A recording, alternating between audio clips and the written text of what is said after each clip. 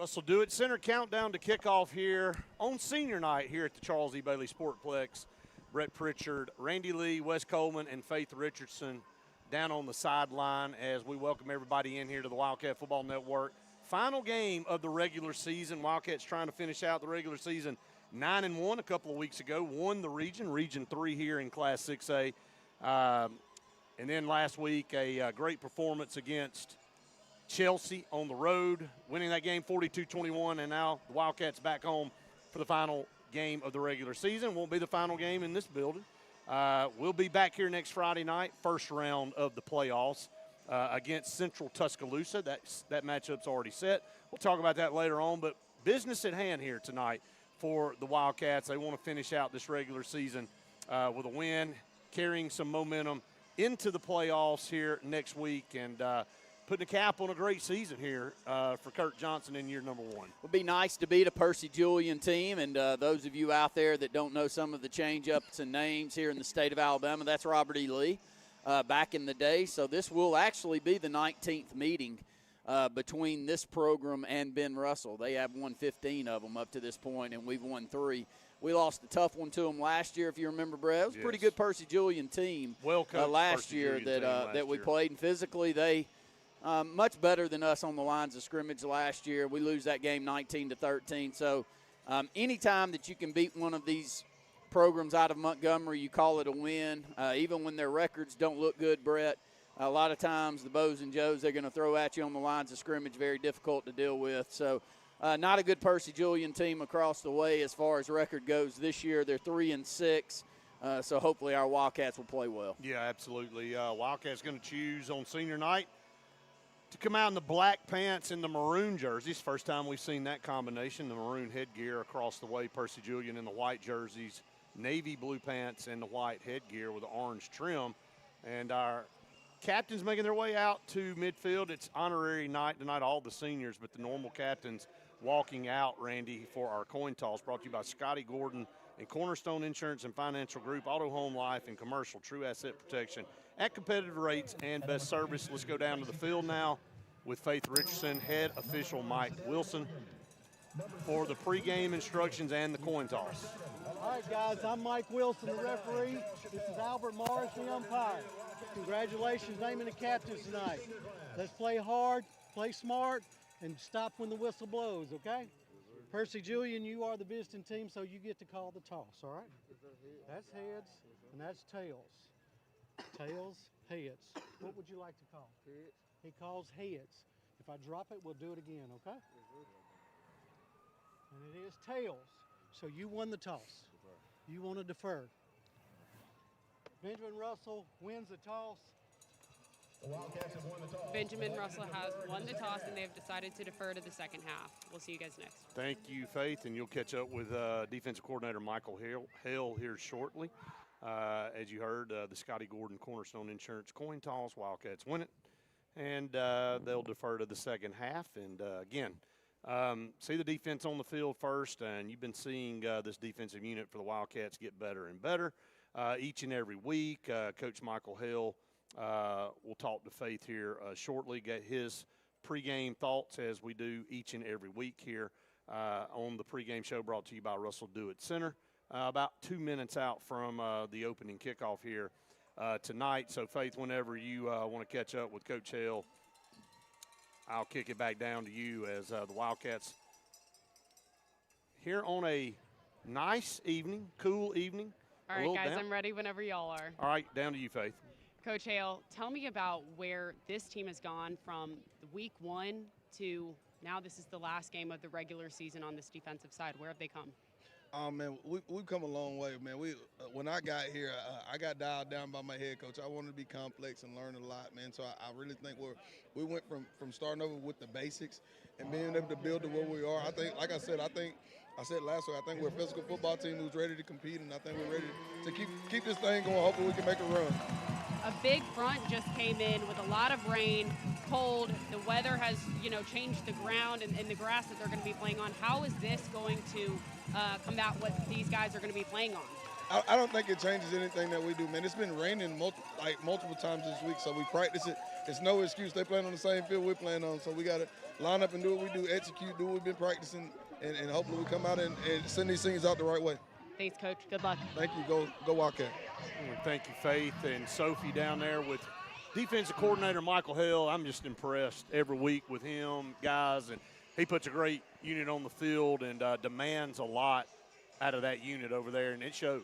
Well, you know, he gets the mic in his face from time to time, and you can really tell that he's very good. But so many of these coaches are, Brett. I've seen them in leadership roles throughout the year that, you know, a lot of head coaches won't allow assistants to have that opportunity. But you see Coach Johnson many, many times taking a step back and knowing that he's got assistants that one day probably are looking forward to being a head coach. Yes. And, look, when you've got as good a staff as he's got here, I think at least 6 or 8 of these guys will be head coaches around the state here in the next 6 to 8 years. And I would definitely approve of them being hired, a few of them, Brett. So, but Coach Hill, he's exceptionally good on the defensive side. He is, and I think you're right. And it shows this coaching staff very good. And Wildcats sitting here ready to start the last regular season game tonight.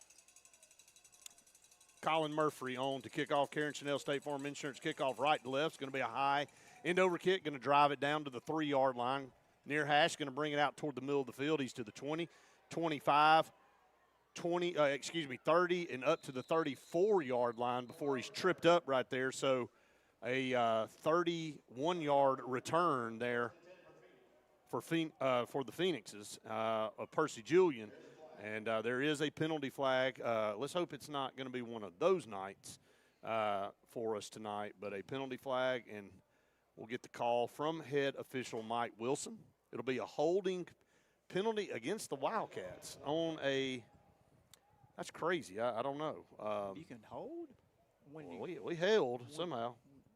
If you're covered? No, he just pointed the He wrong pointed way. the wrong way. I was going to say, there we go. I mean, I don't know why you'd hold on coverage. So that'd be the first, I think. So, okay, Mike, we're glad that you got your directions going. He'll hear this, and he'll say, I appreciate it, Brett. So 11:50 to go, and that will back Percy Julian up to the 20, just inside their 25. First down and 10 for the Phoenixes. 2 down here to the bottom, 1 to the top, send a man in motion left to right, and they're going to take it. It's going to be a little whoopie pass right in the middle. The Utah pass, shovel pass, whatever you want to call it. Going to fight forward for about 3, maybe 3.5, close to the 29-yard line. So we'll give him about 4 yards there on first down. And making all of that after contact because Poochie Bird, who's got 58 tackles, 19 tackles for loss, and 6 sacks on the season. He was the first one with contact there, but very good aggressive run on that whoopie pass by Percy Julian. Picks up 4 yards on first down, sets up 2nd and 6. It looks like Hunter going to split out over here. 2 down here to the bottom, 1 to the top. Man in motion there is Rob Menorah.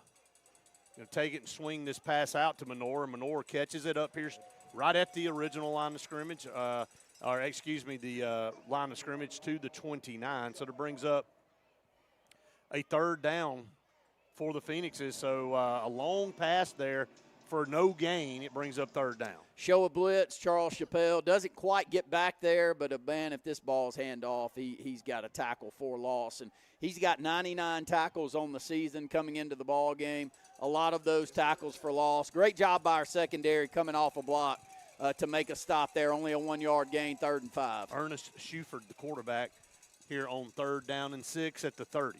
Moving left to right with twins to the top. 1 lone receiver down here to the short side of the field. 1 back. And Shuford's going to roll to the right, going to run it, and he's just going to be run out of bounds right there. Can't play it better. Nowhere to go. Going to lose about a half a yard back to the 29-yard line. So it'll be a punting situation. Very well played by left defensive end Christian Smith. One of those seniors on senior night, holding that edge, not giving that cutback lane, Brett. Outside arm free, knocks him out of bounds with it. About a 1-yard loss there on the play, and Baby J will go back deep to return this punt. Be right there at the midfield stripe to return this one, Brett. Yeah, Wes and I were watching warm-ups here. Not a strength special teams. Going to have some opportunities here. Baby J Calhoun had a interception return for a touchdown last week. He has been one of the most dynamic players of the season. It's a low snap. It rolls back there, kicks off his shin, and he's going to take off and run now. And he is going to be dropped at the 26-yard line. And, I mean, again, this is not pretty.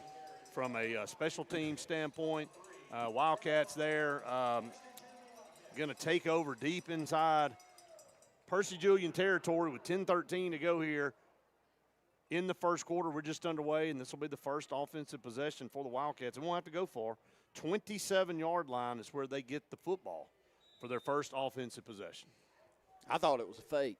I mean, the snap was so short, rolled back there. I thought they were snapping it to the up back. Yeah. And great recognition by B.J. Hicks. He makes the stop. He had 71 tackles in his senior year coming into this football game, gets another right there. We'll start out in the shotgun. Send Sedarian in motion. He'll line up at the H-back position. Going to hand it to Jai, and it's going to be an end around over here, flip. And, man, they made a great tackle in the backfield on Baby J. And number 25 there getting back in the backfield there for Percy Julian. And he, you know, if he gets past that guy, he's got a lot of room to run. So give him some credit there. That is Kentrell Riggins making the tackle there for Percy Julian. Lost a yard, so it brings up 2nd and 11. Ball in this near hash, moving right to left. Kingston in the shotgun, takes the snap. It's high. He's going to hand it over here to Jai. Jai found a hole, 25-20, 15, cuts outside 10, 5. And Jai Norris into the end zone on the second play of this drive for the Wildcat touchdown. Jai Norris picking up where he left off last week. Great blocking in the middle part of that line, going off the A-gap on the right side, makes one guy miss back in the secondary. And Jai, who had 131 yards rushing and 3 touchdowns last week, starts right back up where he left off last week, now over 400 yards rushing on the season. Yeah, good to see him back full strength. Jai Norris. Great game last Friday, and now off to a great start here with a 28-yard scamper for a touchdown. Not sure he was even touched. There's the snap, the place. The kick is on the way, and the kick is good. And Colin Murphy nails it. Wildcats lead it 7-0. That is your all-clear plumbing and air score. Now let's go down to the sideline with Faith Richardson. Faith, Jai Norris picking up where he left off last week. There's no question about it. I mean, everyone here, it's cold, but there are a lot of people out here supporting the Wildcats, and this is a great way to start for them. Yeah, I don't know that you can get off to a better start. Very, very good start there for the Wildcats, taking that 2 play. Coach, it ain't going to take you long to break that one down. 2 plays, yeah. 2 plays, 28 yards with Jai with a good run, but, man, and Randy caught it, man. I mean, the line just blocked them back. They did, yeah. The size of a car. And last year we struggled with that on the lines of scrimmage. So completely different look this year. And Jai's so shifty, and he's got great second and third level vision. You know, I remember talking about DeMarcus McNeil when I coached him in Little League. Wes and Randy, y'all both heard me say he was so far advanced in his vision. He wasn't looking at the guy in front of him. He was looking at the second and third level where he was going to make guys miss.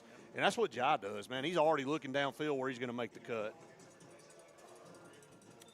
Wildcats lead at 7-0 here. That is your all-clear plumbing and air score. S&S Discount Tire touchdown on 2 plays. 9:31 to go here in the first quarter. Colin Murphy going to kick it off again. This one's a much better kick, and actually it's not, because it's going to go out of bounds inside the 1-yard line. This is going to go through the end zone, but kind of pulled that one. It's going to give the football to Percy Julian at the 35-yard line. Plenty of leg there. Was going to be a touchback, but that one just before it went by the pylon. Percy Julian will come out 1st and 10. Shuford will be the quarterback. Come out in the spread formation like they had in the previous possession.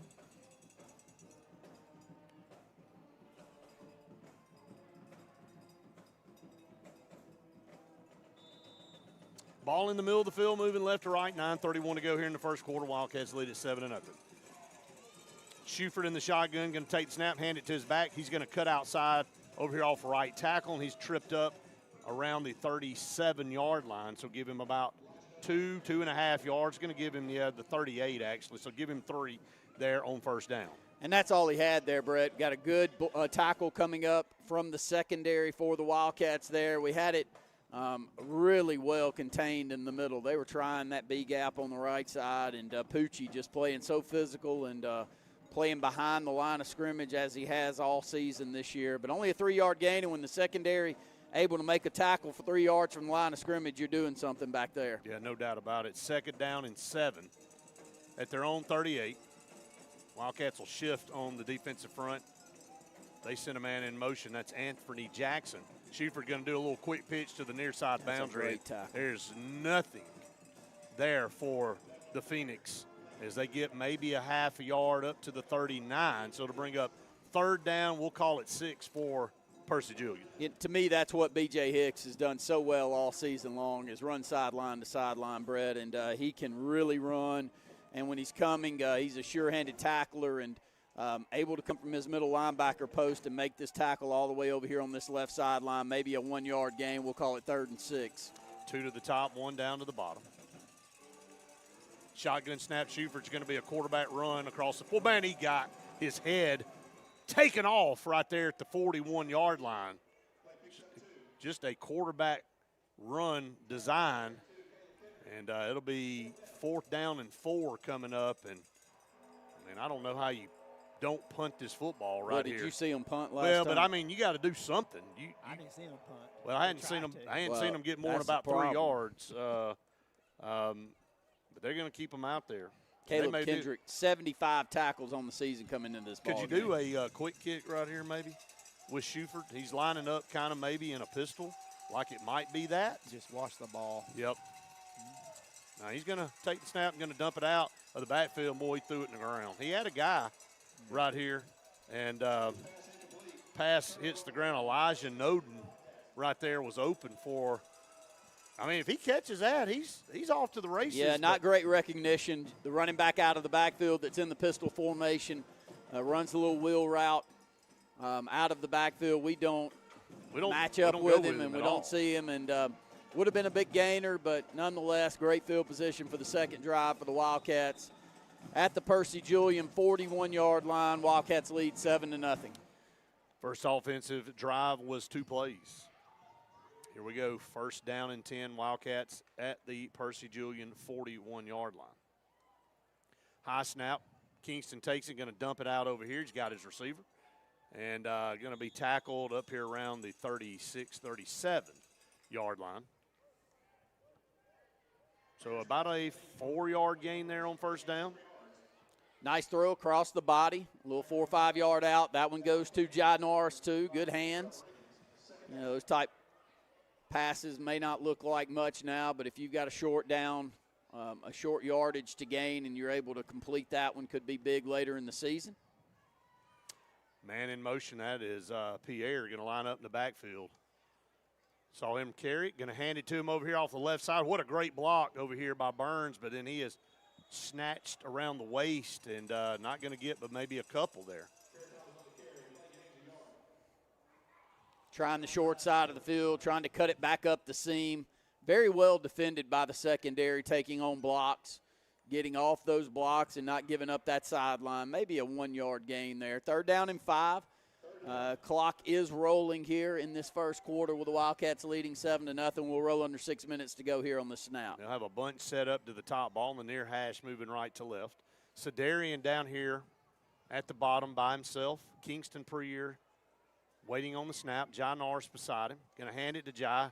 Found a little bit of a hole before he is hit at the 34-yard line. So he's going to be about 2.5, 3 yards short of a 1st down here. It'll be 4th.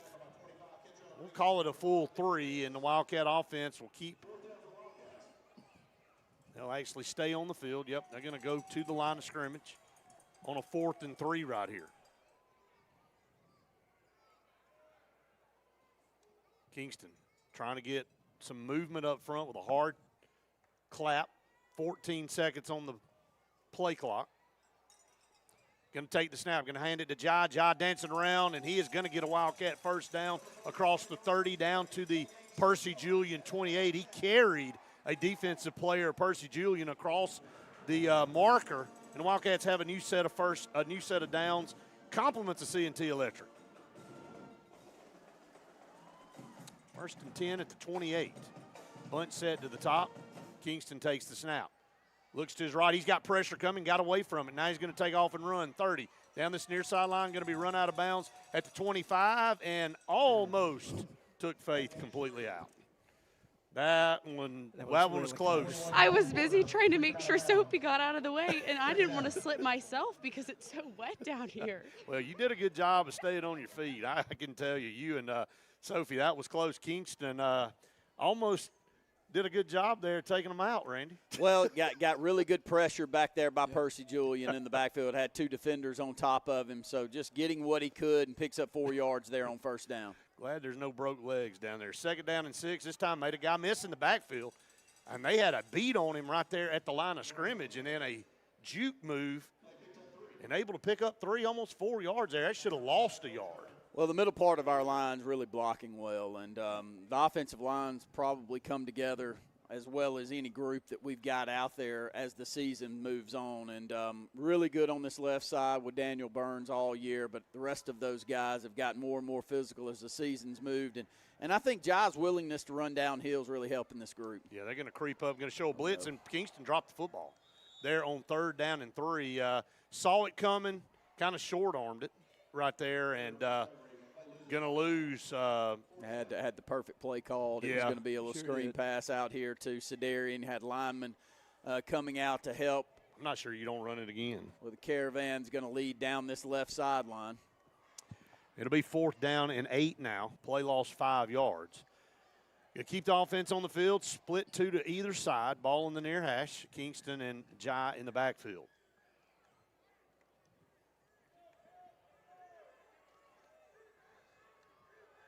Five on the play clock. Now down to 4. Going to take the snap at 3. Kingston's under pressure, and he's going to go down.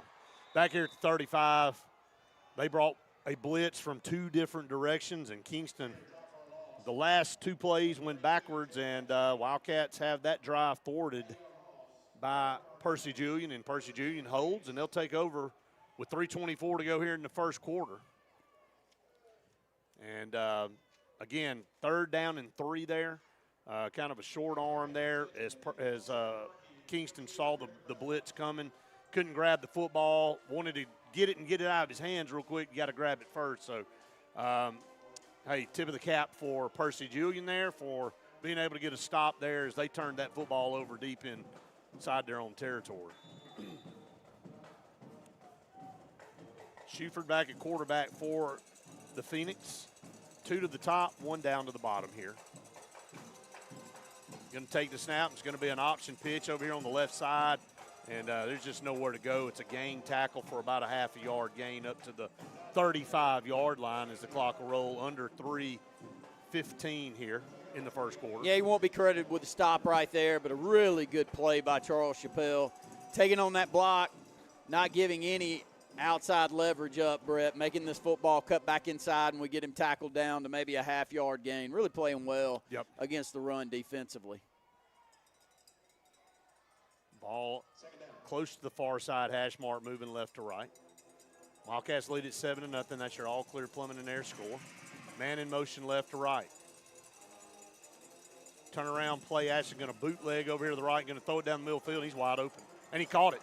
35-30, 25-20, 15-10, 5 going to be brought down by Baby J inside the 5-yard line. You talk about a fingertip catch, but he bootlegged down here to the bottom, and they had a guy just wide. It was out to practice early, man. We didn't have anybody around him at all. Well, we had it defended as post pattern. We're running a wheel down this right sideline. The defender that was on the post fell off to make sure that he picked this wheel up.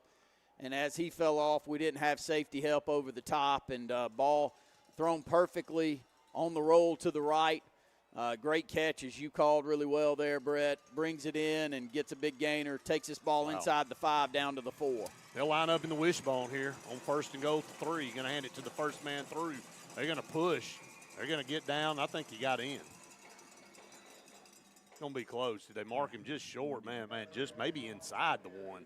It looks like where they're going to spot the football. So a big surge there on 1st and goal from the 3. And Percy Julian knocking on the door here down 7-0 with 1 minute and 48 seconds to go here in the first quarter. 2nd goal inside the 1.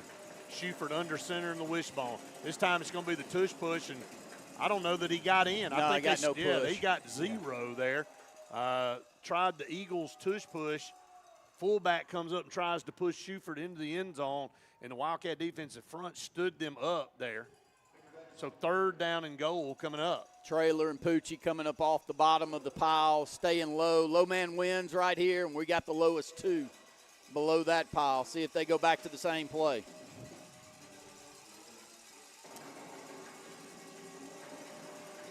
Schufert under center. They're going to false start there. Motion over there. Somebody on the left side got a little bit of a jump, and that's devastating if you're Percy Julian. That ball just outside of the goal line there. Now it's going to come back to the 5. So that is a major penalty there. And, 2 down territory obviously coming up for Percy Julian here on 3rd down and goal. Change out personnel. They've been in that wishbone that you mentioned, Brett, a little heavy personnel that they had in. Looks like they'll go back to that spread offense with 3 wide receivers right, 1 up at the top of the field. Yeah, going to snap it over here, going to run and going to hit the pile right there at the 5. Going to be driven backwards for no gain. It'll be 4th and goal. Defensive line owning the line of scrimmage right now. Charles L. Davis will get credited with that stop along with Poochie, Caleb Kendrick, Trailer, all 4 of those guys. Great leverage on the line of scrimmage. Maybe a 1-yard gain. Yeah, they did give it to him down to the 4. Takes it down to the 4. 4th and goal there from the 4. This will be the last play of the first yes, quarter. They got to snap it. 18 on the play clock, 19 on the game clock. They'll spread it out. Trips down into the bottom on 4th and goal at the 4. 1 up to the top. That's a false start.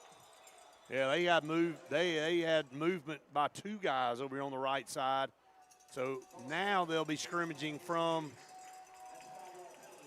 the 9. So they'll move the ball back to the 9-yard line. So they had it 3rd and goal inside the 1, and 2 penalties now have moved this football back to the 9, and I think Percy Julian is going to spend a timeout. We'll take a 30-second Scooters Coffee timeout. You're listening to the Wildcat Football Network.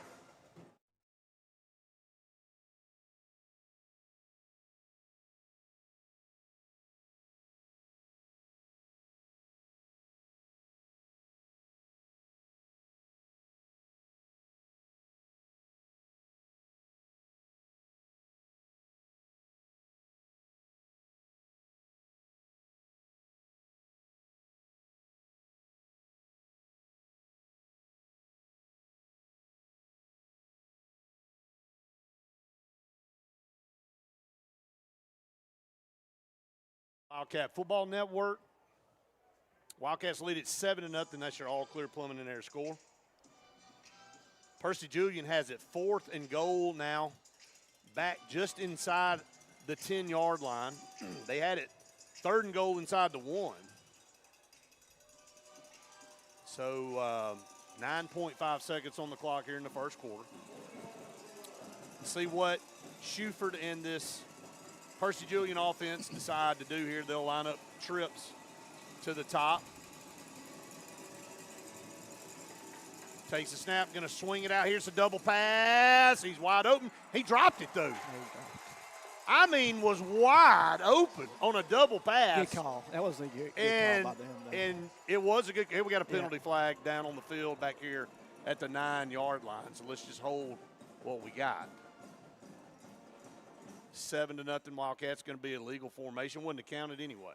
But was a good call by Percy Julian. And, man, you can't get a guy more wide open than that. Hey, here's a concern, guys. We had a couple busts on this possession defensively. Hey, guys, wide open. Well, very odd offense, though, Brett. Yeah, I mean, it is. This is one of those where you kind of draw them up in the sand and you don't know where they're coming from, and they're from out of the backfield, yeah. And it's really unorthodox. It's really difficult in the secondary when you play teams like that. And, you know, Percy Julian has nothing to lose here tonight. Last ball game of the season for them. They're 3-6. Quarterback can throw it around a little bit, and he's versatile enough to get away from pressure. Our biggest thing is we got to find some offense. I know it's only one poor possession right now, but have we completed a pass, Wes? Yes, Well, one. Well, Yeah. Ja caught one in the backfield. Well, we hadn't had it very much. You know, we scored on 2 plays, and then that second possession. Yeah, so it's a 10 plays right now. Yeah. So check in on the sideline down there, Faith and Sophie. You guys good? All your ACLs, MCLs, ankles good? They're young, Brett. Oh my gosh. I mean, guys, seriously, I thought if I were to backpedal, I would have ended up with my feet in the air because I would have slipped so bad because of how wet this ground is. Or I can just get literally taken out by Kingston, and I tried to backpedal as best I could. Hey, did it gracefully. Stayed on your feet. She's an athlete. That's what I told her. Yeah, just athlete. I mean, and Sophie, I mean, she was running and like he was made of fire, and she was running away from him. Hey, and look at you being the person trying to look out for Sophie there. So. I know. I tried to push her away. Handoff there. Glad you guys are okay. Seriously, handoff on first down. Over here on the left side is the Wildcats will move left to right here in the second quarter. Brought to you by Heritage South Credit Union. Going to get up to, they're going to get about 3 yards there on first down. Second down and 7 coming up. 2 up to the top, 2 to the bottom, ball in the middle of the field. Kingston in the shotgun, Jai beside him, takes the snap and set up a screen over here. He's got Sedarian, broke a tackle, 20. And then they're going to grab him right there up to the 22. Looked like that one was going to be a big gainer there, but then they had a guy get off a block and really make a tackle there on Sedarian, but does pick up a first down. Well, you know, Sedarian's a big frame. Yes. You know, it's he's not as shifty as some that you see, but he has such great length and ability to catch balls that really no one can. I can't wait to watch him play at the next level. Already looks the part, and love the way he leads and carries himself, too. He's going to have a great career, Brett. Another high snap, little pitch over here in the backfield of BJ. And BJ's going to reverse the field and go back to the left. Nowhere to go. He's going to have to jog out, and that was a smart thing to do. First time we've really seen BJ active here in the offense. So brings up second down and 15, 16 somewhere. Ball going to be back to the 17-yard line. So second down and 15 coming up for the Wildcats. We've seen the Wildcats the last few weeks get off to a slow start offensively. Trips down here to the bottom. Kingston takes the snap. Going to look down the middle of the field. Going to air it out for Sedarian. Going to try to run under it, and he's not going to. About 3 yards overthrown, and Kingston Prier just laid it out there, and Sedarian got off the line really good, got beside his defender and passed him. But the pass just a tad bit overthrown, but, man, what a gorgeous throw there by Kingston. And if he does hit Sedarian, it is Katie bar the door. So third down and 15, and Sedarian will come out of the football game. His brother Gabriel going in for him here as one of those 4 receivers the Wildcats will leave in. Yeah, he just ran about 140 yards. I mean, seriously, all the way down and back, and there's pressure over here going to set up a high. That's almost intercepted over here. They swarmed Kingston there, and he had to get rid of it over here on the near side, and it was trying to set up another screen, and pass was high, and they had a defender cutting toward the ball, and ball was tipped up in the air and almost picked off. So it brings up fourth down and 15. Carson Spears will have to punt the football away. Wildcats lead at 7-0. We are in the second quarter, brought to you by Heritage South Credit Union. Wildcats scored on 2 plays after they held Percy Julian there on that first possession. Since then, it has not been much. Percy Julian got inside the 1 yard line and could not score. A couple penalties. Wildcat defense held them on a couple plays. I think this is going to be delay of game.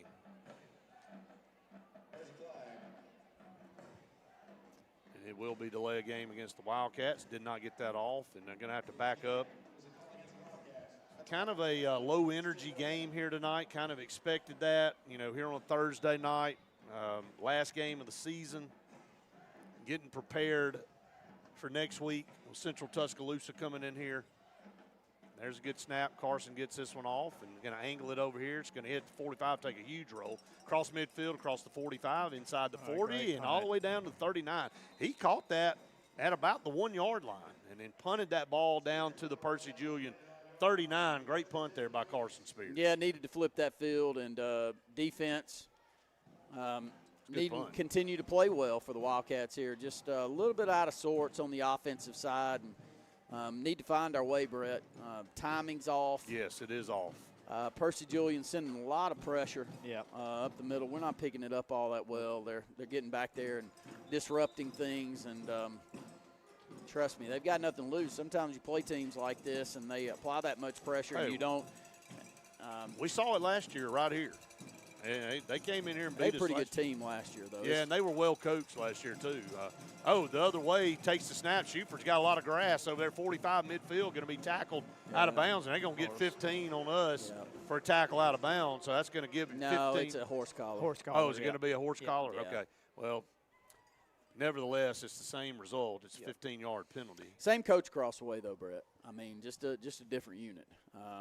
Second year for the Percy Julian coach across the way. They had great lines of scrimmage, if you remember last year. They did, absolutely. Very good defensive line. And had a good back, I think, last They year. had a really good running back. We didn't match them all that well. And well, I mean, and again, we kind of sluggish here tonight, and just like you said earlier, it's unorthodox. Wildcats going to spend a timeout.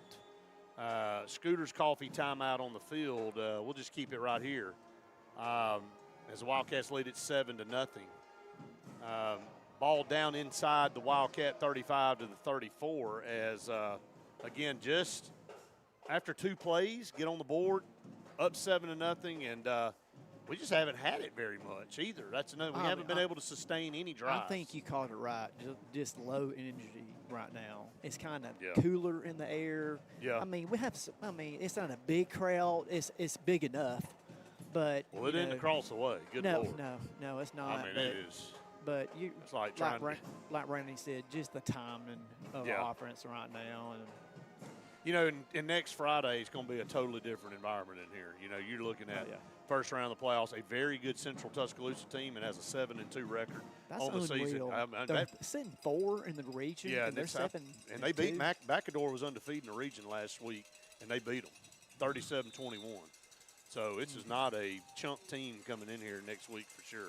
Trips down here to the bottom, 1 to the top for Percy Julian. Wildcats show a blitz, going to hand it off on the right side. He turns the corner. Football. 30, 25, 20, 15, and knocked out of bounds at the 10-yard line. Just terrible football on that side. Losing containment, getting blocked inside, sealed off. No leverage kept. Secondary not coming up and helping. I have not seen us do that It's been a very long time. many times at all this year. Such a well-coached football team, and for whatever reason, we're just out of it right now. Kentrell Riggins with that run down the right sideline. It's first and goal at the 10. Second consecutive possession, and they're going to take it and throw it, and this one's behind the intended receiver, trying to hit a slant. Not a very good throw that time, and Bryce had a good coverage down there on the receiver. Brings up second down. Had a one-on-one matchup that they liked. Bryce back there really at safety now. Yep. They see the slot receiver, who's a big body there for Percy Julian, trying to get him between Bryce and that goal line to give it off to him. Ball's thrown well. They had him. But throws it behind him, Brett, so good for us. Sets up second down and 10. 2 down here to the bottom. Ball in the far hash, moving right to left. 1 lone receiver to the top. Man in motion, takes the snap. Shuford's going to take it and throw it. He's wide open. Wide open, third bust. It's a 3 bust already so far in this game by our secondary. And, I mean, he's sitting wide open in the end zone. And they're an extra point away from a tie game with 9:31 to go. And this is, I hate to say it, guys, this is very similar to what we experienced last year. Losing a game 19-13, just kind of couldn't never get anything going, and you look up and they're making plays like this and we're not. We'll see if they can tie it up here with the extra point. There's a high snap, straight toe kick. Did he get it through there? He did. Tied it up, 7 apiece. Hey, it works. It counts. You know, same amount of points if you kick it to the moon or if you barely get it over the crossbar, it counts. And, hey, Wildcat defense, we bragged on them and hadn't been sharp tonight. And, Faith, down to you. I know you caught up with Coach Michael Hale before the game, and you and I talked to him before the game, and I know he is not happy at all with this performance so far. No, he's not happy at all. And I did ask him about, you know, these weather conditions because it is a lot different. Just, you know, even a week and a half ago, a week ago, colder, wet. I mean, it really does seem like this is getting to the guys and kind of slowing them down, fatiguing them maybe a little bit faster. But yeah, definitely no one's happy over here on the sideline, and it doesn't help when everyone's all bundled up in the stands. Yeah, it's low energy, like you said, Wes. Just Yeah. low energy. Hey, so on nights like this, you got to be able to make you got to force yourself, you know, to fight through elements, and we'll see here as the game has been tied up. If you're just tuning in, all clear plumbing and air score. Wildcats and Percy Julian tied up at 7 here with 9:31 to go in the first half. Randy, and you want to run down Percy Julian here for this season? Well, yeah, you know, they're 3-6 this year. I just wanted to look back last year and see, you know, what kind of team we were dealing with here. And they finished 5-5. Right. Lost the first-round playoff game at Hueytown, Brett, 28-21. Wow. You know, just physically, they were a much better football team. The games they lost last year, Brett, they had a 3-game winning streak coming into our game last year. They lost by 3 to Wetumpka.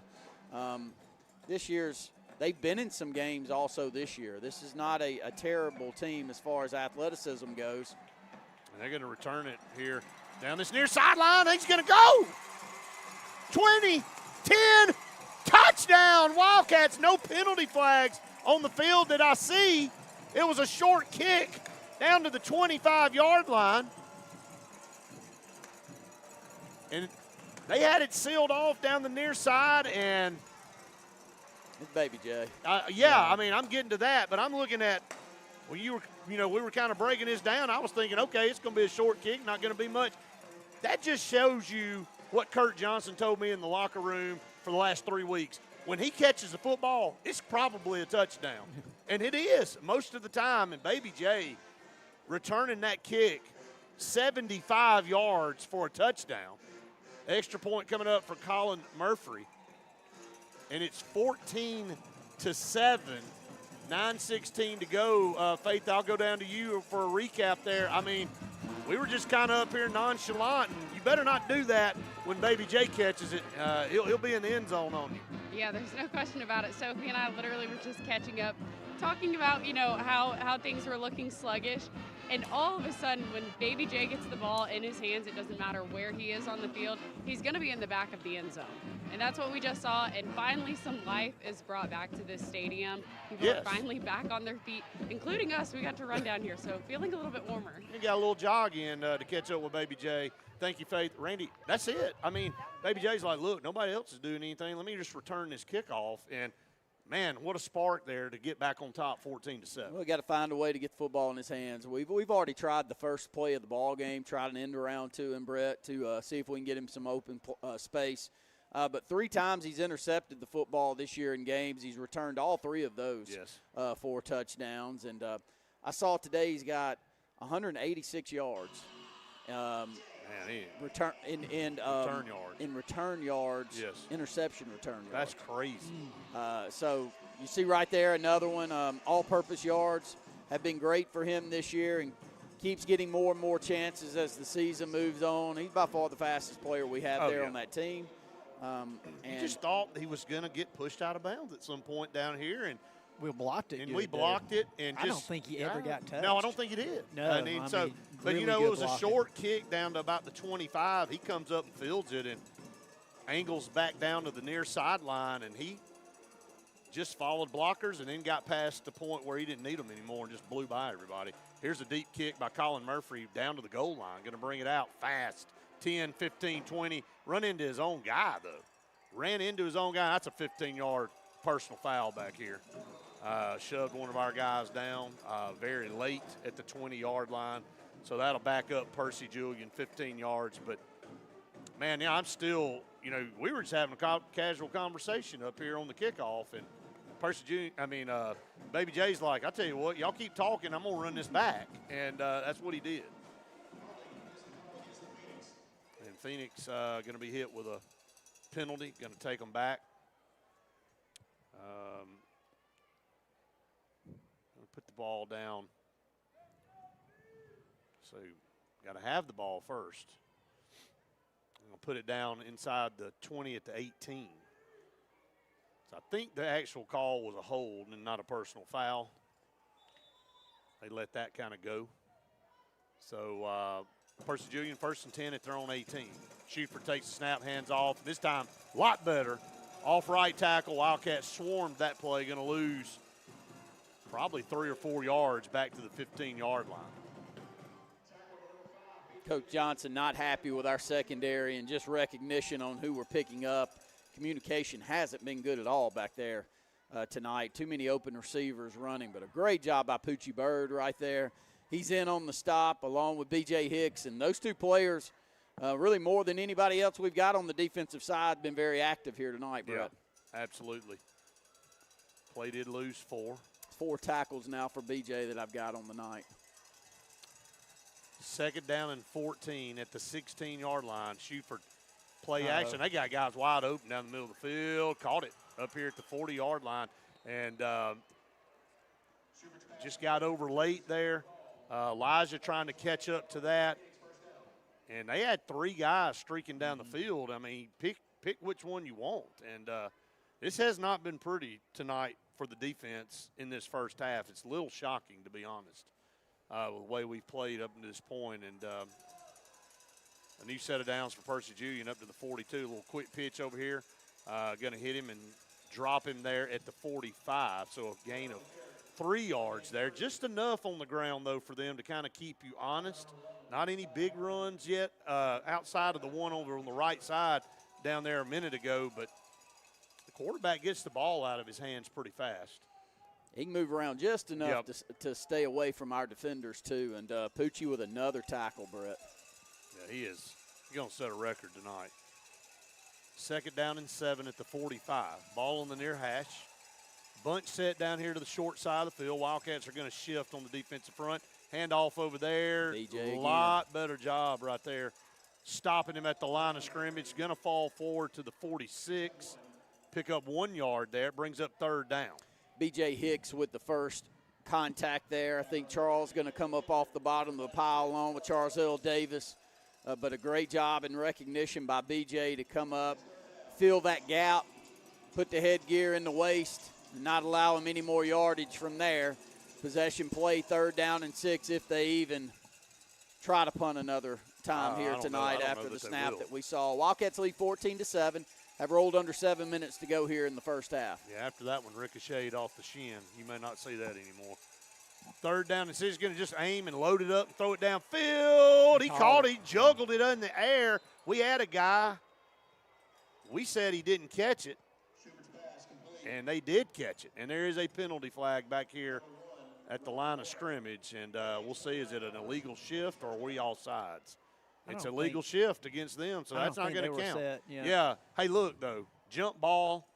We had a guy there. It was tipped up in the air, and he concentrated and brought it in, but it's not going to count. They're going to bring it back on a shift, a legal shift. That play where they did the double pass wouldn't have counted either. So a couple times now they've had plays negated. So it'll be 3rd down and it'll be 11, 3rd and 11. The ball will go back to the 41-yard line. So 3rd and 11, 6:32 to go here in the first half, brought to you by Heritage South Credit Union. Two S&S discount tire touchdowns here in the first half for the Wildcats. They lead at 14-7. That is your all-clear plumbing and air score. Percy Julian with 3rd down 11 are going to spend a timeout. We will take a Scooters Coffee timeout with them with the Wildcats leading 14-7. You're listening to the Wildcat Football Network.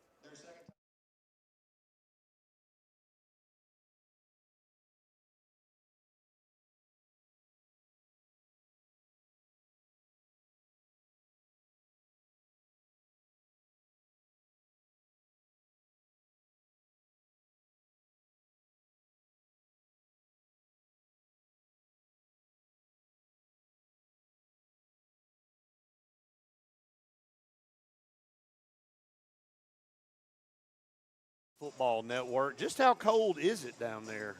Faith, if you can hear me, I don't know if you can hear me or not.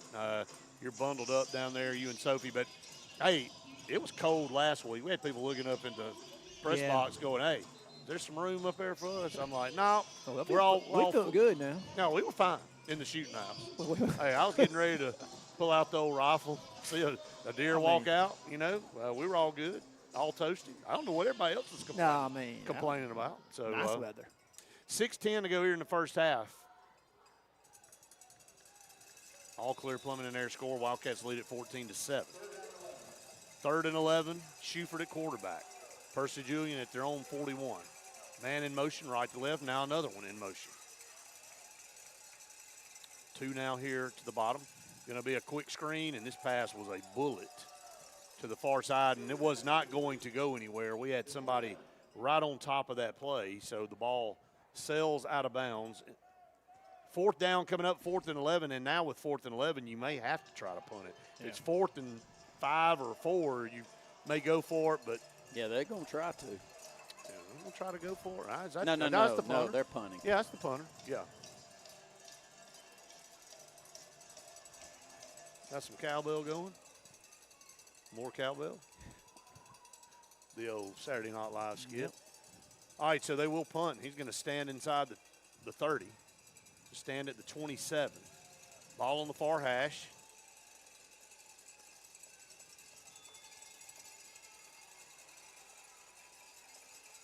The last time it was not pretty. This one hit him in the shin and kicked right. This was a low snap, and it bounced off his chest. Now he's going to take off and run again. I think he's going to get it. 50, 45, he does, man. I'm telling you, man, just a busted play, take off and run, and hard lick out of bounds, and Christian Smith kind of holding his arm down here. And there's still somebody down over here. That may be the punter. Yeah, the punter. Yeah, he's inside. Can't see the calling for medical staff across the way. Okay, Faith, you got something? Yeah, I was trying to give you the number. It is number 32 down here. He's standing up, and he's talking, holding that left shoulder. Well, he took a shot. But I think he's going to be okay. Yeah, and then he did the baseball slide there on the mat inside the tent. So, going to get up and going to jog back across the way. And Christian Smith, hit the ground hard here on the sideline as well. So, but, man, what another bad play. Yeah, a good stick by Charles there on the sideline, but very athletic punter back there. As soon as he saw the ball on the ground, he did not hesitate at all. He was taking off. He just saw it as an opportunity. I'm sure that wasn't nothing else to do, buddy, but just take off and run at that point. Well, we didn't send any pressure back there. He had time, but, man, we gave up this right sideline as nice as you could ask for it. Man, there was nobody on this side of the field. Nobody. A botched punt gets a first down to the Wildcat 39. 4 wide down here to the bottom in a diamond formation. Going to send the man in motion out of that. And going to hand it to him like on a speed sweep. And got upfield, got to the 35, down to the 34. So picked up about 5.5, 6 yards there on first down. Good physical back right there. We've seen him in the backfield as well as slot receiver and moving around, Brett, and staying ahead of the chains. Takes his football down to the Wildcat 34. Clock still rolling, 5:29 and counting. Wildcats lead 14-7. Same play. This time, not going to get anything, going to lose a yard. Trying to hand off again to Elijah Nowden. And going to get no gain there, so it'll be 3rd down coming up for Percy Julian. 5:08 to go here in the first half. Wildcats lead at 14-7. They'll stay in that diamond formation down here. One receiver to the top. Swing pass out to Nowden. And Nowden broke one tackle, tried to get in the middle of that defense, and got forward progress up to around the 33. So a gain of about 1 or 2, and it brings up 4 down, and they will absolutely go for it.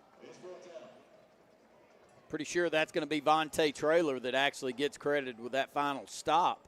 as they made our first 2 defenders out here on the sideline miss, cut it back to the middle of the field, and our big defensive tackle able to make the play. But 4th down, we'll call it 3, almost 4 yards to go here on 4th down. Trips to the top, 1 to the bottom. Schufert in the shotgun. Sends a man out. The backfield's going to be a double pass again. Back to 1. He's wide open. He's waiting on it at the 5, and he's going to score. I really don't even know what we're doing. This is just it was a throwback to 1. It's pitiful. And that was a dying duck. It took 5 seconds for him to wait on it to catch it. And look, it's so recognizable when the ball's thrown backwards, 3 or 4 yards behind the line of scrimmage. It's going to be a pass. That something else is coming, and they keep running them right down the middle of the field and finding an open receiver down there and just laying it up in the air and making a good play on it and getting it into the end zone. And I don't know that I've seen this many busted coverages all season. This is not going to get there. This will be a failed extra point attempt there. The Wildcats do hold on to a 1-point lead, 14-13, but I don't know that I've seen this many busts, Faith, in coverage down there. Just kind of, I see a lot of guys frustrated, but the energy level's just dead. Yeah, I don't think I've ever seen Kirk this upset before. He's definitely not happy with what's going on out on the field, and a lot of these guys seem like they're trying to get into it. I really think it's the weather, but the Percy Julian coach during warm-ups were saying that this is a personal game, and they want to win it more than Benjamin Russell, and right now they are playing like they want it more.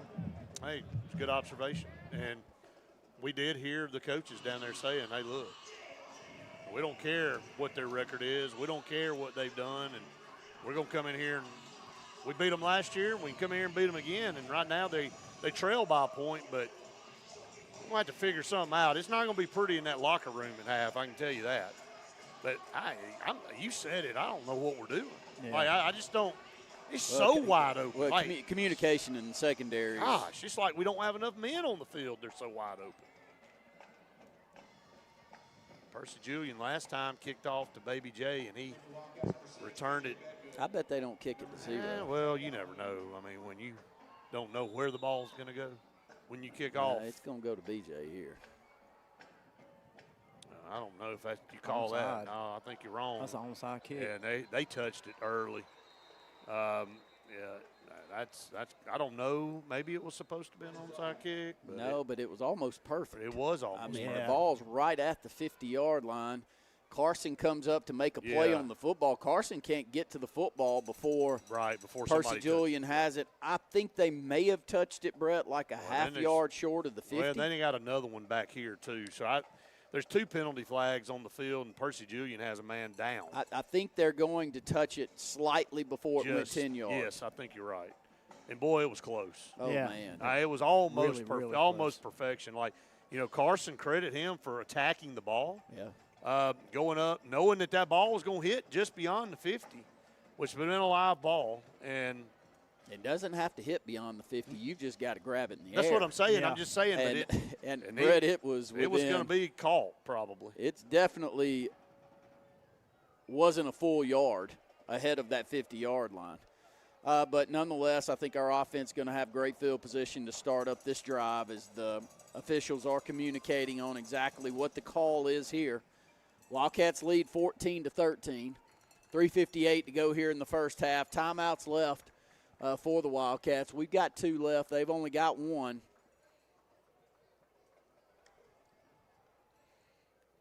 And Brett, with the penalty, this one's going to take this one down, I think, to it's going to take it to the 35. So outstanding field position here for the Wildcats at the Percy Julian 35-yard line to start up this drive. Leading by a point, 14-13. 3:58 to go here in the first half. Reminder coming up at halftime, the Bice Motors halftime show. 2 to the bottom, 1 to the top. High snap. Going to hand it to Jai. Cuts off right tackle, broken tackle 30. That's a face mask. Ball's loose. He dropped it. How did they not call a face mask? He spun around and he dropped the football. I mean, did it look like a face mask to It's y'all? close. I can't tell if it was more of the arm. Brett got a really good hit across his chest and jerked him around. We're not complaining about it too much, so it must not. But it did spin him around. It was a good stick, I think, with his arm right across the chest. Yes. And when it hit him, it spun him, arm right on the ball. And unfortunate for Jai right there, Brett, because Jai.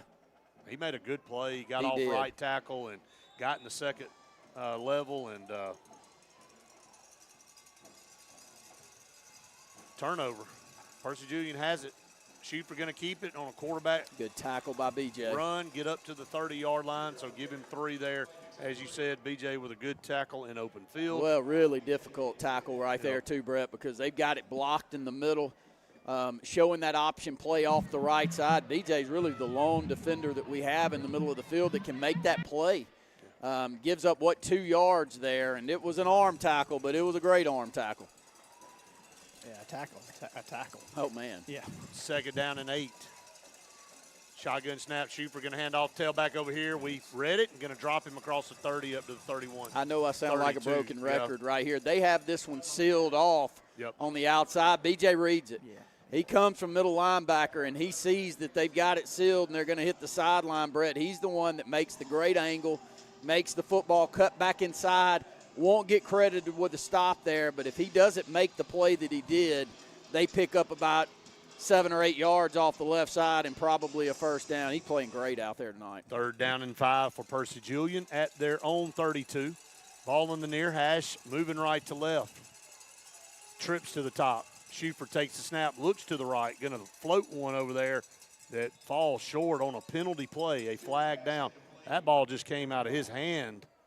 Really funny. And we'll see what the call is here with 2:25 to go. Procedure again against the Phoenix. I think that's the 3rd procedure penalty for them tonight. That's 7 on flags on them the whole game right now.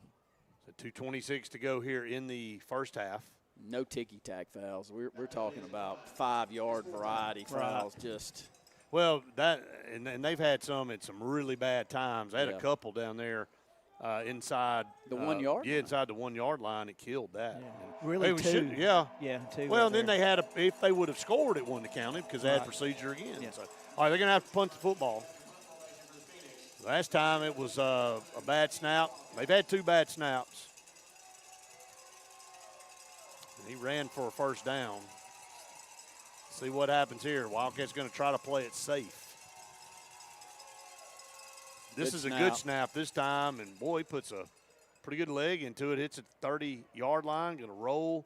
Or excuse me, the 40, going to roll inside the 30 now, down to the 29. So, hey, look, if you can get the ball back to him, that's it wasn't that bad. Yeah, so. Good angled kick, kicked the ball away from Baby J, and ball rolls down to probably one of our worst field positions to start a drive of the night.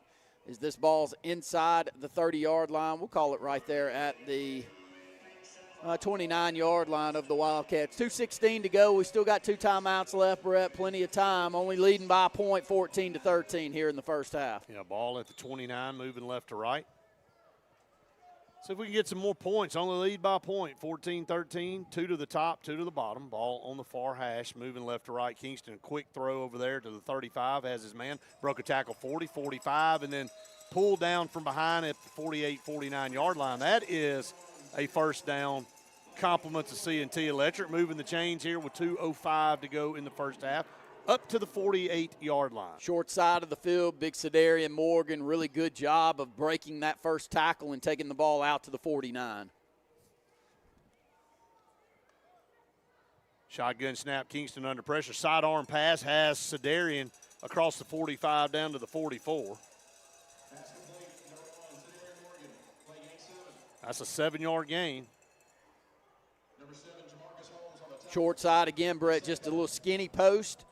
7-8 yard pattern, big bodies in between the defender, and we saw that a ton last year. Oh, yeah, we had games for Cedarian where he had 12 to 14 receptions because it was about all we could do. Second down and 3. Snap.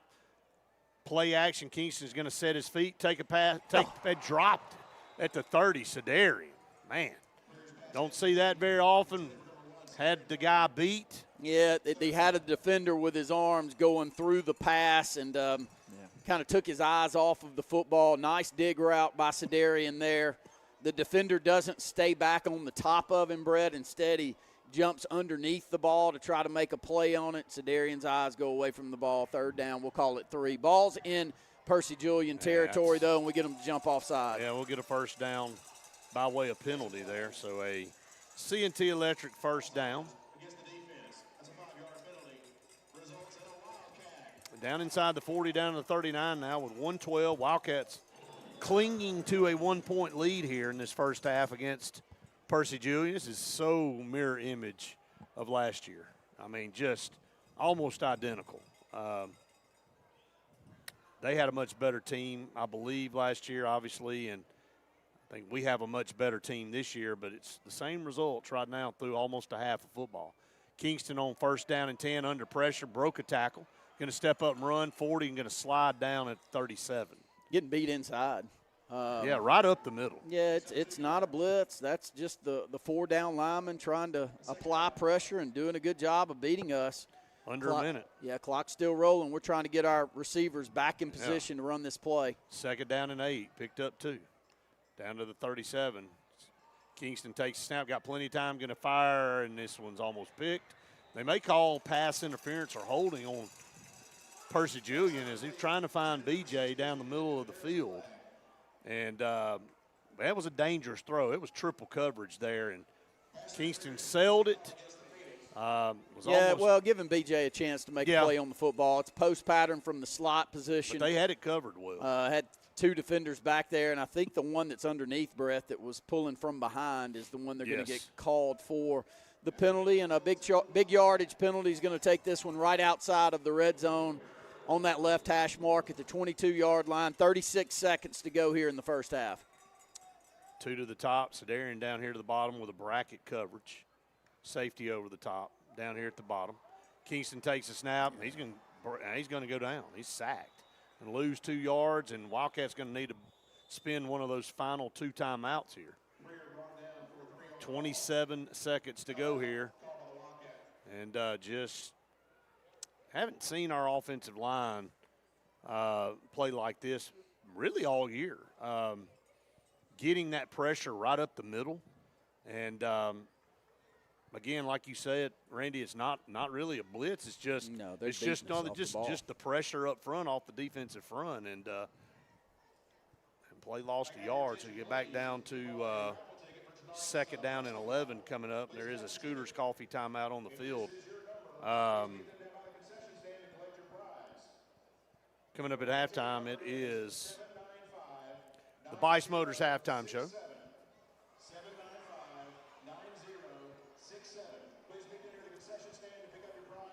Getting Baby J into the huddle, try to get a little bit more explosive play there as we have trickled below that 30-second mark here in the first half with 27 seconds to go. Still do have 1 timeout left, Brett, if the board's correct. No, and I think it is. I think you're right. Yep. So, I think we have 1 left. And so everything's still open. You can still run the football here. If you wanted to draw or if you needed to scramble and try to get out of bounds, we're going to spread it out 5 wide, 2 to the top, 3 to the bottom down here to the wide side. Kingston takes the snap. They're going to rush 3 guys. Step up and fire pass intercepted at the goal line. Just overthrew a penalty flag. Are they going to get roughing the passer or a hold back here and a penalty flag down there after the interception? But that one sailed on Kingston. Looking for BJ again, and he had him kind of settled down there in a little pocket. And ball sailed on him again like we saw really on a couple of plays ago, and we'll see what the call is here. Penalty flags all over the field. There'll be a sorting out to do here for the officials. But there is one back here at the 31 or 32, and I think, are we running our offense back out there? No, it's our defense. Okay, all right. So just going to have Sedarian and BJ back So obviously it was a hold against us, and then they're going to figure out what's going on down there inside the 5 if we committed the foul or if they blocked in the back or whatever. So we'll just have to wait and see there. I have an official conference over there in the corner. 12 seconds to go. Man, that's tough. Wildcats, at best, going to take a 1-point lead to the locker room. And Mike Wilson's going to go over and talk to Percy Julian, sideline. And guys, while we're Yes. dealing with this really quick, I just have to say, this Jumbotron, the new Jumbotron, some fire animations coming up on the screen that we have yet to see up until tonight. there we go. And these flags, we've seen a lot tonight, and they have an animation up for every single one of them. It's great. Well, I need to pay more attention Yeah, to me that. too. I haven't been seeing that, so I'm glad you Thanks, let us Faith. know there. Yeah, Yeah. appreciate you, Faith. I'm sure they're pretty funny. They're getting better with the graphics and animation. So let's see what we find out here. You know, I just naturally look down to the right because I've done it so much with the old scoreboard. But that Jumbotron has added so much to the environment here in this stadium. It's a personal foul against Benjamin Russell that is declined. And there's another personal foul. So there's 2 of them. So they'll accept that one. So I don't know if it was a face mask or what happened, a horse collar. Or it's all the way on the far side down there with 12 seconds to go. You're going to have to move the football, aren't you? Did they already move it up to where they need to? Yep, because I guess he was because it tackled on inside the yeah, 2-yard line. That's right. Yep. All right. So they'll take the snap, take a knee, and we'll head to the locker room. And this place is dead. I mean, I don't really know what else to tell you. This is about as dead of an environment as you can have. Wildcats really didn't show much energy in the first half, and they lead by 1 point, 14-13. The only difference is Percy Julian missed the extra point. That is really it. Outside of that, I would say that Percy Julian outplayed the Wildcats. Kickoff return or punt return for Turabot's punt, right. So, all right, we're going to take a break. We come back. It'll be the Bice Motors halftime show. You're listening to the Wildcat Football Network.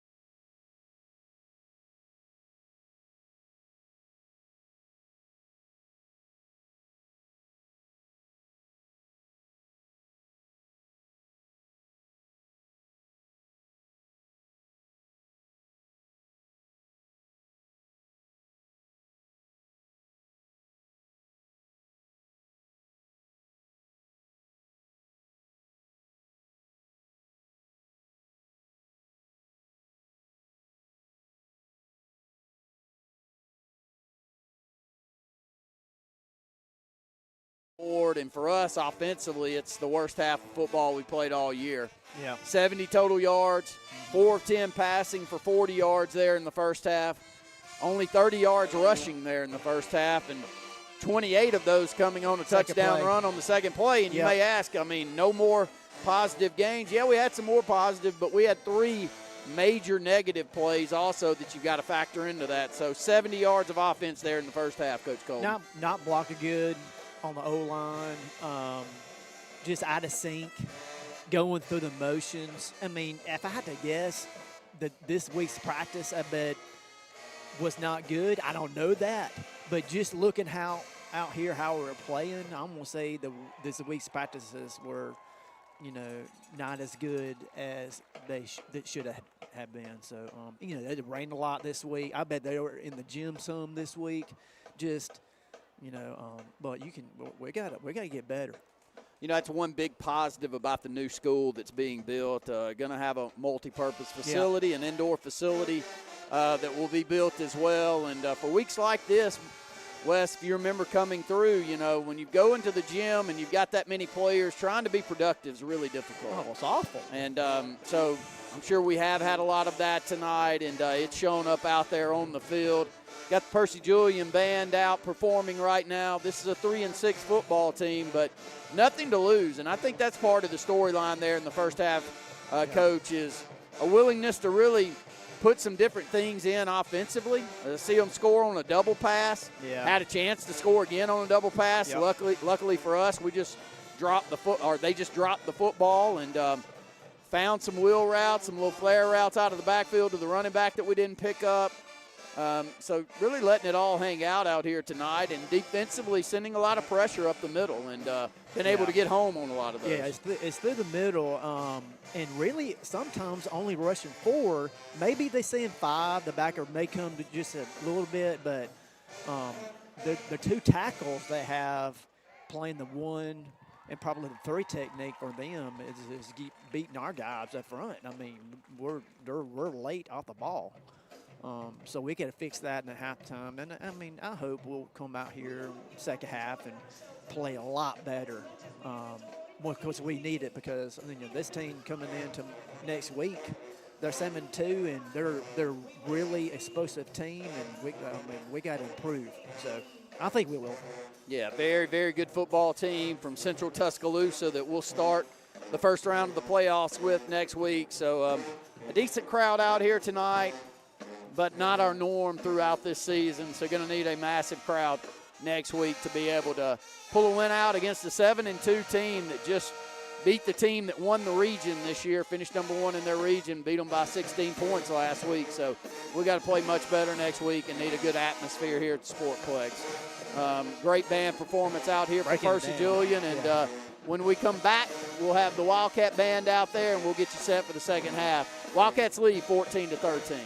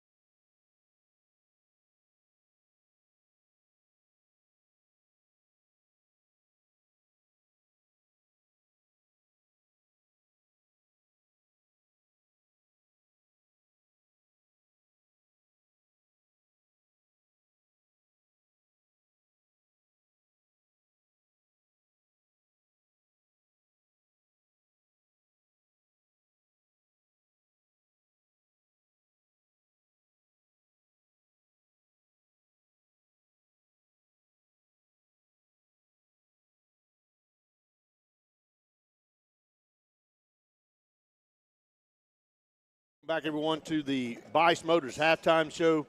Wildcats lead at 14-13. Pride of Alexander City Marching Band on the field performing here. It sounds really, really good. Very good. Very good down there. performance. Yeah. Hey, Percy Julian's band put on a great show and always do. And so we have about 4 minutes before halftime is over. Just kind of keys to coming out. Like, look, this game is up for grabs. I mean, this Percy Julian team's playing inspired football. Wildcats are not playing inspired football. They do lead 14-13, but I'm looking forward to next week, Wes. I mean, I think everyone it is right now. Well, you're right, but I'm not meaning it that way. I'm thinking about you want to be playing your best football. And Coach Johnson talked to me in the locker room before the game and saying, look, this is an out-of-region game. This is senior night. He said there shouldn't be any problem playing inspired football. But right now it is. And you know, again, Faith kind of talked about the weather. I definitely think it's had an impact on the team. Even the fans. You know what I mean? Right. I mean, and I hate to say this. I don't mean it derogatory, but Percy Julian doesn't have any fans, like hardly at all. A very small crowd. Yeah. And maybe 15. And they're playing inspired ball because they're coming in here knowing what kind of season Benjamin Russell's had, knowing they won the game last year, saying, look, I don't really care what your record is. I don't care what you've done. We're coming in here to win the football game. What you ranked. Well, right. And so Ben Russell moves up to 4 and 6A this week, and, you know, they are playing motivated. And so we'll see what happened in the locker room. I know Coach Johnson is not happy. I know this coaching staff overall is not happy. And, you know, we'll see how this team responds coming out here in the second half. You got to start preparing yourself for what you got coming in here next week. You have a very good football team coming in here. 7-2 right now, right? 7-2. They got a game tomorrow night. They can finish the season 8-2, man. I mean, we're going to finish, if we hold on, we'll finish 9-1, or we could lose 9 and we could finish 8-2. Yep. And so this is a team. And Central Tuscaloosa plays in a region with McAdoo and Bessemer City. Very tough region. They're not going to be afraid to come in here either. And so they've got some really good wide receivers. And so you need to be gearing up for that. You know, you need to go ahead and start looking at this second half as, hey, this is the first round of the playoffs. We need to be clicking on all cylinders, and we haven't. We've misfired on offense a majority of the night. And just gain some momentum going into practice this week and carry over that to the game. And, you know, even last week, you know, offense would play great first half. Second half, you know, we kind of get in a shell. Yeah, and then, you know, if Jai Norris didn't break that run, I mean, you know, it's kind of. Yeah. And so, good you point. know, it hadn't been the. Now, you look at the scores and you go, man, well, this offense puts up, and they do. They put up a lot of points, but, you know, it has lacked consistency across 4 quarters. Yeah. And so, you know, Wildcats come out of the locker room a little bit, look like they have a little pep in their step. Probably because. Probably better.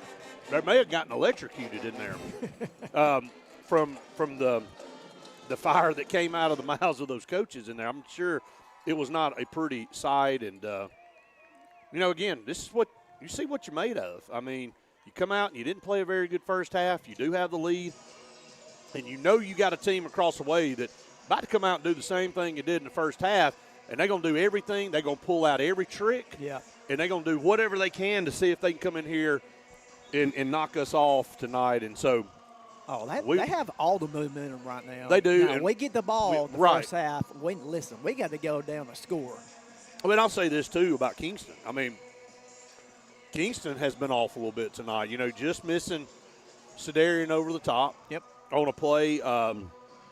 Missed BJ in a zone where he overthrew him and threw a pick. And, you know, I think coming into the game, Wes, Kingston only had 1 interception on the season. You know, so you look at it. I mean, now if that I think Coach Johnson told me that in the locker room. That makes sense. I mean, so you gotta kind of fight through some of this. You got a little adversity right here tonight, and see if the Wildcats can rebound. We're going to go ahead and take another break here on the Bice Motors post-game, or not post-game, but the halftime show. Bice Motors halftime show. We come not quite yet. We got 2 more quarters to go. When we come back, it'll be the second half. Wildcats lead at 14-13. You're listening to the Wildcat Football Network.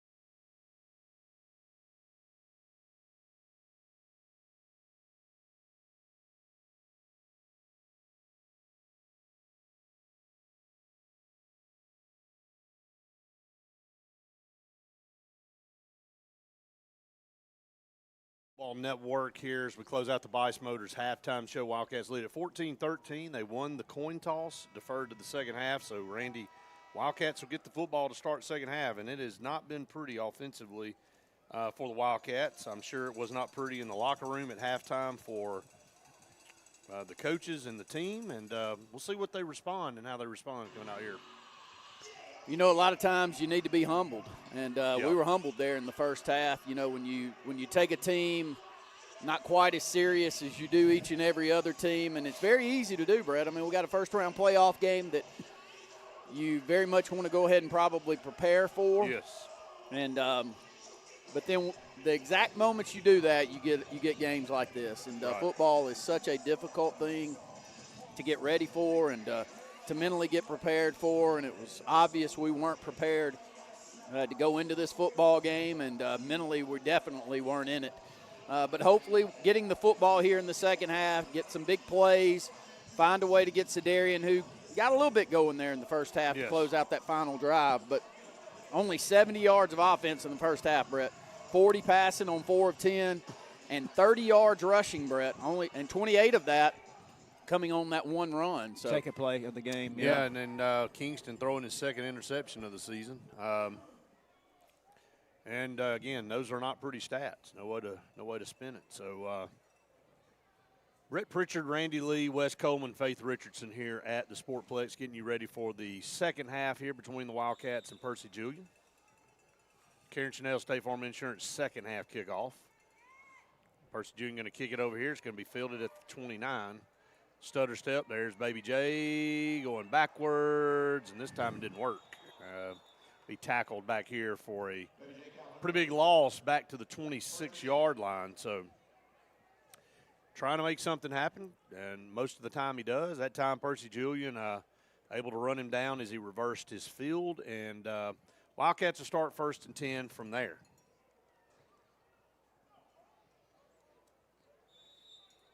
Not a whole lot of plays there in the first half, Coach. You know, maybe 30 No. total plays, even if that. 23 and 2 turnovers, too. So 13 rushes, 10 passing attempts there in the first half. 70 total yards. Great opportunity here to start the second half to try to, Brett, if anything, double those numbers up. And penalty is going to go against Percy Julian here. Is going to take this one out another 5 yards. So help out on that field position a little bit. And Wildcats will start up first possession of the second half at their own 32.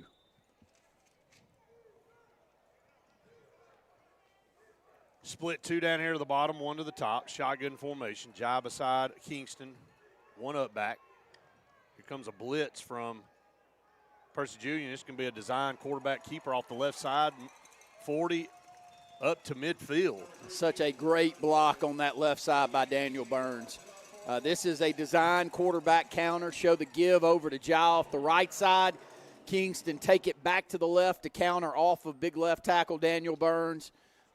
Nice block to the perimeter, and you see that defender that he got a good block on stay down on the field a few seconds more. Brett, big gainer, takes the football out to midfield. 23-yard gain for Kingston.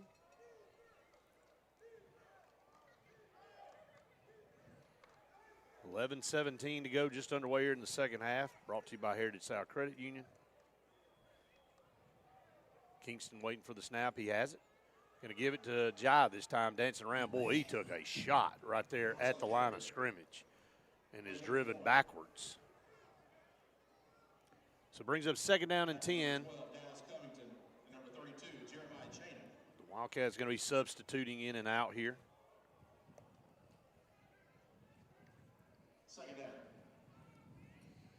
And Brett, what little fan support we had's exited stage left after halftime. Yeah, it's not very many people left here. It's cold. And it is. Thursday night. People got to go to work tomorrow. And so that means there's a lot of people in the car listening. So we appreciate all of you that tune us in here on the Wildcat Football Network. Sedarian in motion right to left. Going to line up at H-back. Here comes a blitz. High snap. And a big hole up the middle, 45, dancing around across the 40. He's going to have a Wildcat first down as they push him down on closer to the 35. So 14-yard gain and a Wildcat first down. Compliments of C&T Electric here in the Heritage South Credit Union third quarter as we roll under 10 minutes here in the third. Wildcats first offensive possession here to start this second half. Percy Julian showing that pressure. Been dealing with some high snaps tonight. That one's a little bit better. Going to hand off over here on the left side and cut down after a gain of about 3 yards off the left side. I believe that was Pierre carrying the football that time. We saw him last week in the game some, and I think we've now played 8 or 9 guys at tailback this year. I mean, there's been a plethora of guys back there running the football. They do give him 3 second down and 7 down to the Percy Julian 33, ball on the far hash. Now they're going to back out of that pressure. Walk the safeties up. Very close here. With 3 down here to the bottom and 1 split to the top, Kingston takes the snap. Going to drop back, go down that far sideline. He's got him in the end zone. Touchdown, Wildcats. Sedarian Morgan, the defender, fell down. Penalty flag on the play. Is it going to be defensive pass interference or offensive pass interference? I can't. Sedarian No, Morgan. I think it's on us. Wow, man. Push Like off. he just fell down. He lost his footing and kind of was stumbling backwards, and we're coming back, so apparently that's not going to count. Offensive pass interference against the Wildcats. That was a pretty football thrown by Kingston Preyer to Sedarian Morgan in the physical nature of Sedarian against anybody, but they called a push on Sedarian, so that's going to back it up to the 48. Tough break there with 8:56 to go here in the third. Be a second and a mile. Shotgun snap, penalty flag, going to blow this one dead. Same song, different verse here in the second half. Offside. And this will be an offsides against Percy Julian, but still, nonetheless, it's been a sluggish start to this second half. Going to move the ball down inside the Percy Julian 43-yard line, almost to the 42. 8:52 to go here in the third. Trips down here to the bottom, 1 to the top now, 2nd down and 17. Going to switch sides there, Pierre in the backfield. Shotgun snap. Kingston going to drop back, throw it across the middle of the field. He's got Sedarian at the 40, 35, stiff arm 30, 25, and pushed out of bounds right there at the 25-yard line on a penalty flag play in the middle of the field. And this one's going to be against us, I believe. This is, my gosh.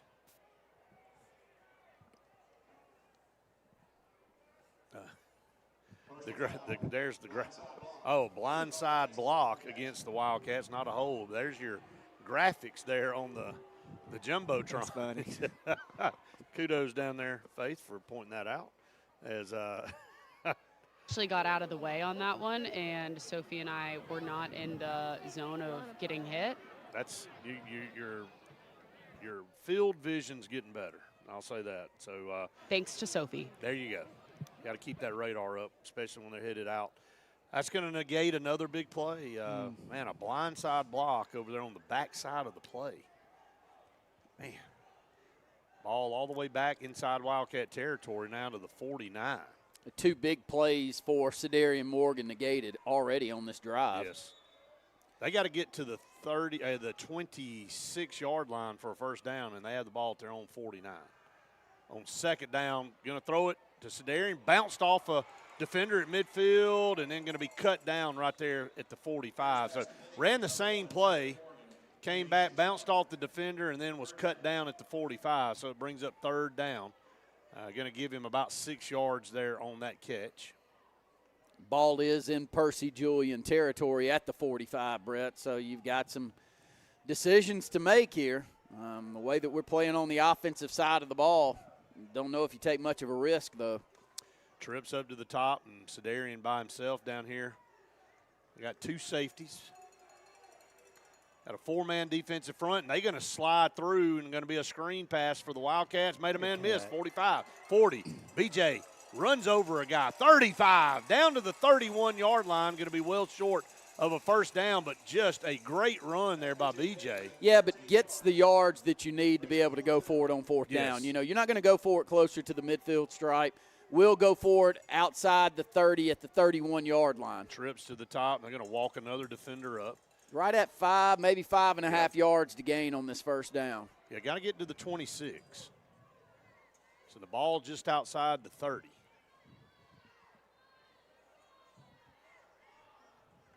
Ten seconds on the play clock.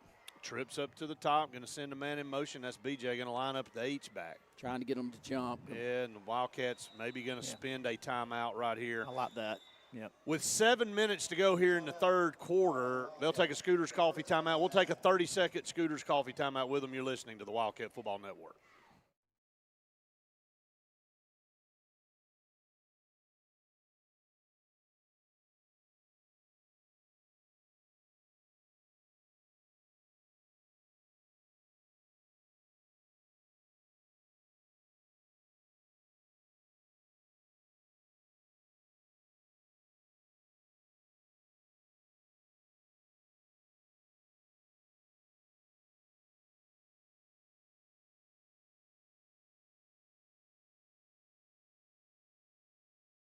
Ball Network. You know, with 6:56 to go in the third quarter, it's rare you ain't called Elijah Johnson's name in a football game at this point. And Like a Wildcat, this will be awesome for a Wildcat right here. It would be. Just haven't seen much of him offensively, and been a struggle, frankly, for most of the guys in the secondary tonight for the Wildcats. So 4th down and 5, ball at the Percy Julian 31-yard line. They'll have 3 down here to the short side. Now they'll switch it out. They'll line them up to the top, and Sedarian will be down here by himself. Jai beside Kingston here on 4th and 5. Takes the snap. Looking to the left. He's got Jai, didn't throw it to him. Now he's going to step up. Nowhere to go with it. trying to run 35. He's going to go down well short. He had Jai open over there. Yeah, had DJ also. DJ was not in the route, Brett, but he does peel off, and he's open on the sideline. But at that point, Kingston had made his mind up that he was going to try to make the first down with his legs. Just couldn't find anywhere to go. Traffic too. And well, the pocket just keeps collapsing. Yep. We're not holding them off. We've given Kingston a ton of time. You know, it really started in the second half last week against Chelsea. Right. The first half, they put no pressure. In the second half, we may have had, 20, 25 yards passing in the second half of that game. Had 209 in the first half last week. Yeah, we threw it all over the park. 1st and 10, they'll go with a new quarterback in there for Percy Julian. Shuford not in there. And Christian Smith from the backside just eats him up. Going to lose about a yard there on 1st down. Christian Smith explosive off the backside there. Yeah, Pucci also making a play in the middle. He's been all over the field tonight. B.J. Hicks has played great out there defensively outside of the secondary. You know, our defensive line and our linebackers have played great football. We've given up some cheap plays back in the secondary with poor coverage and poor communication on who's got who in the secondary. A lot of different formations, including one right here, a little stack quads on this bottom side. 4 down to the bottom, 1 to the top. Shuford back in there at quarterback now. Gonna roll out to the left, throw it down this near sideline. Pass almost intercepted. Cut underneath the intended receiver. Had him open for a while. And Menorah almost had it, but the Wildcats able to jump back in the pattern and knock it away. 3rd down 11 coming up for Percy Julian here with 5:52 to go here in the 3rd quarter.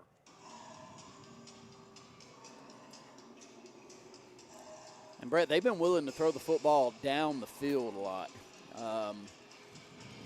Many times we just get confused, but in order to do that, you got to have time to move around. The quarterback's versatile enough that he can duck in and out, and they'll have a timeout on the field called. And 3rd down and 11 when we come back, Brett, 5:52 to go here in the 3rd. Yeah, Scooter's Coffee timeout on the field. We'll take one with them. You're listening to the Wildcat Football Network.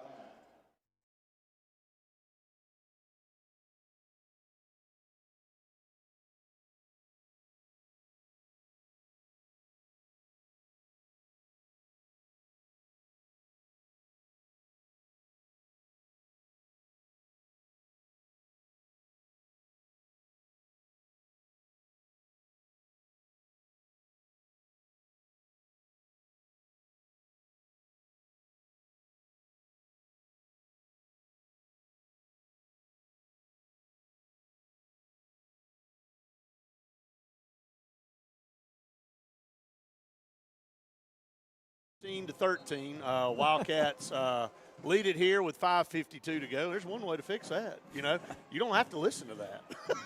Brett, they're going to take some chances down the field here again. And, look, when you're only up by a point, I mean, it's one blown coverage and you're in trouble zone. And we're just not – we're not in tune on the offensive side of the ball. No, it's not – nothing is clicking at all.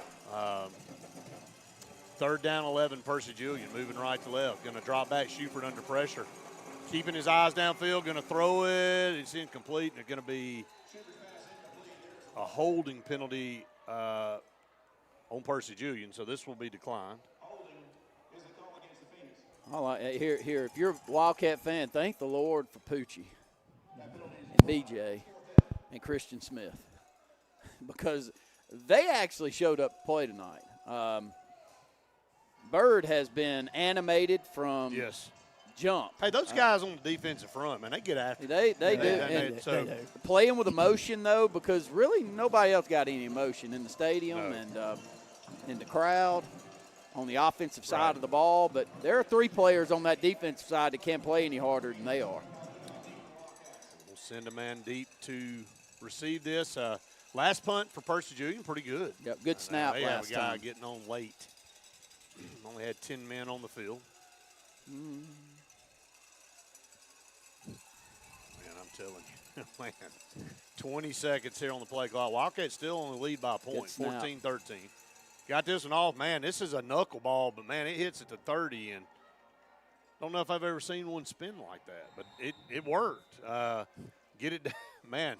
Get it down inside the 30, and it's been better the last 2 times. Well, good really, snap. the only issue Yeah. the first few times is not the punter being slow Right. getting the Yeah. kickoff, just poor snaps, as Coach just said. But field position swung again on that good punt, takes the Wildcats back to the 27-yard line, a 1-point lead for Ben Russell, 14-13 with 5:33 to go in the third. Yeah, this seems like it's been 5:33 to go in the third for 25 minutes.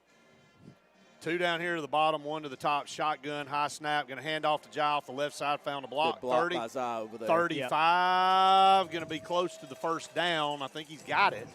Compliments of, let's see, did they give it to him? Yeah. Yep, they did. C&T Electric going to give him 11 yards and a first down. Jai off the left side. As Zai, our H-back, doing a great job of blocking on that left side also. 2 to the bottom, 1 to the top. Kingston in the shotgun on a new set of downs. Handed to Jai again. Jai hit at the line of scrimmage, going to power forward, going to give him about 3 there. So hard running between the tackles.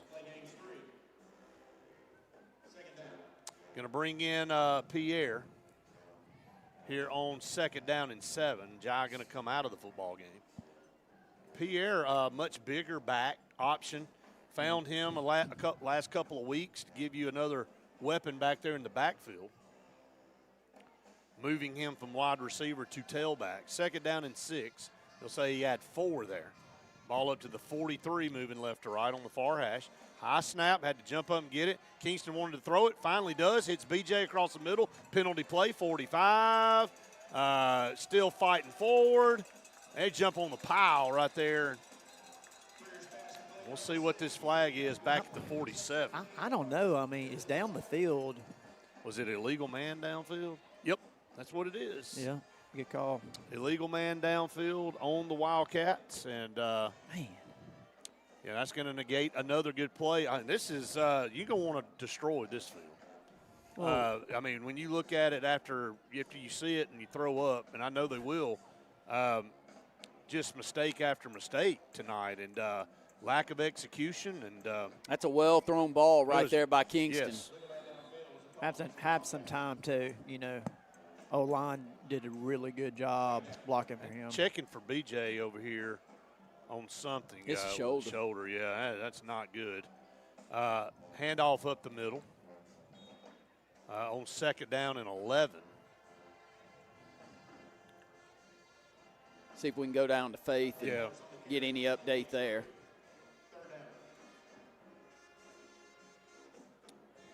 Don't know. I think, okay, Kane, I think the batteries are gone in that.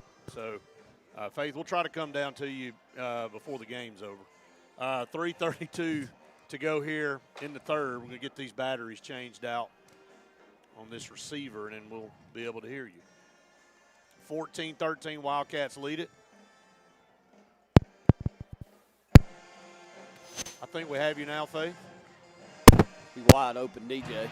Can you guys hear me? Yes, we do. Gonna run up the middle, 45, close to the sticks. Let's go back. Let's go back down to you, Faith. What did you find out with BJ down there? Yes. So I think BJ's pads just got lodged up in his shoulder, and they were pulling him out, or something got messed up in there, but he's completely fine. Okay, great. That's good news. Very physical play right there by Kingston Prier. Was looking down the middle of the field for DJ. Wasn't willing to get rid of it, but really physical play. And we will go to the Wildcat formation with Elijah It's in. 4th and 1. 4th and 1. Here's Elijah, man. Going to be hit from behind. Yeah. That's a horse collar. Yeah, though. we got lucky that that's a horse collar that's going to negate a great play. Yeah, they beat us bad in the middle and made a play right up the gut. There's going to be a horse collar. That's going to keep the drive going, but, man, that was not blocked well at all. And Percy Julian, by all stretches, we got some jawing going on right now, so we need to kind of reel this in. A lot of talking going on both sides. With 2:41 to go here in this third quarter, Wildcats lead it by 1 point, 14-13. And Faith, for the rest of the game, if you have anything, just jump in. You have free reign to jump in if you see something or hear something. Here's the Wildcat. Elijah down this near side to Sedarian. Diving catch down to the 6-yard line. Whew. What a catch by Sedarian Morgan. Elijah Johnson been asking for him. There he is. I mean, Sedarian with all 6'5" of his frame laid out for that catch and hauled it in down at the 6. 2:21 to go here in the third quarter. Wildcats lead it by a point, but knocking on the door again. Big-time play there by Sedarian Morgan here on senior night. Elijah going to stay in there, going to lob it into the corner for Sedarian. He caught it! Touchdown, Wildcats! Elijah Johnson comes in, and 2 passes to Sedarian Morgan, and Sedarian's just going to beat his man like that almost every single time. The Wildcats extend this lead to 20-13. Great throw by Elijah twice. And Sedarian, that first one, the catch, unbelievable highlight reel for Sedarian Morgan. And Elijah's that guy. You know, we were just talking about him. Not called his name tonight. Low snap. Going to take it and pick it up and run. Can he get in there? It's another horse collar, but BJ going to get in the end zone for a 2-point conversion. So the snap was kind of behind him. Yeah. He picks it up and able to scamper into the end zone for a 2-point conversion. And so Wildcats now lead at 22-13. I'll go down to you on the sideline, Faith. Faith, what the doctor ordered. Sedarian Morgan and Elijah Johnson hooking up twice to get the Wildcats back on the scoreboard. I mean, getting some energy back in this place for sure. The entire place is lit up now. Back again like it was in the very first touchdown of the game. But, I mean, the Wildcats are looking good now. And Sedarian Morgan making a unbelievable what catch. A catch. Just unbelievable catch there. And a great throw, too, Brett. Just enough air underneath it to allow him to run that thing under. And, it was a quick little 1-2 step drop. Yes. Fade pattern down the right sideline. You got to put a lot of air under it to give him time to get past the defender, and that one was one of his best catches of the year. But it's been unfortunate here in the second half. I hate it for Kingston because we've had, 4 major gains in the passing game called back by penalties on us and just odds and end things that have cost us probably 70 to 80 yards worth of offense here in the second half. So needed that one, get it. Great job by BJ to also get that 2-point conversion. 2:04 to go here in the third. Wildcats lead at 22-13. I'll let you kind of recap that here in just a minute, Wes, after the kickoff here.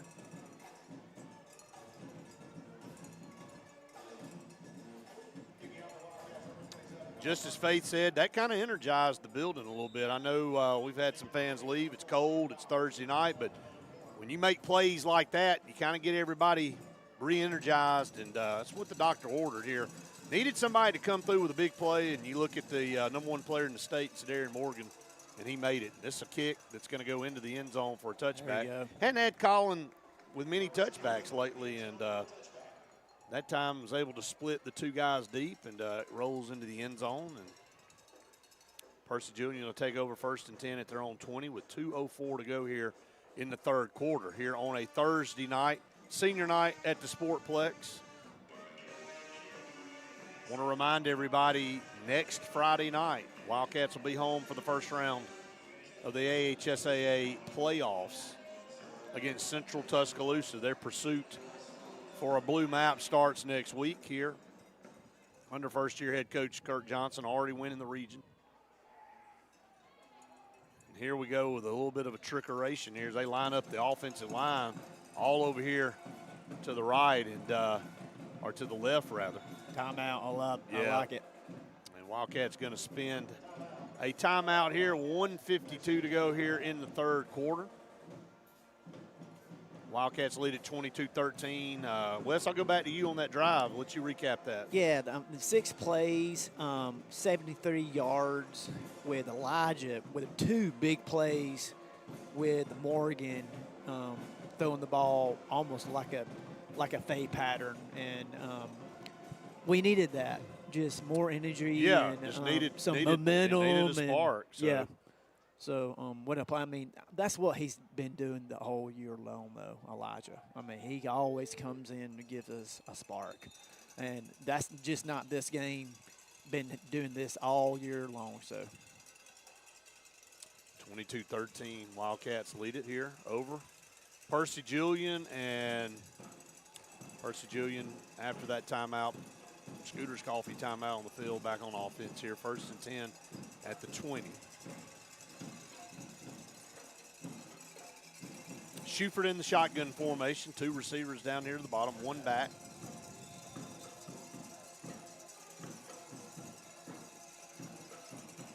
Going to run that same play. Going to run the offensive line down here to the near sideline with somebody behind them, a wide receiver.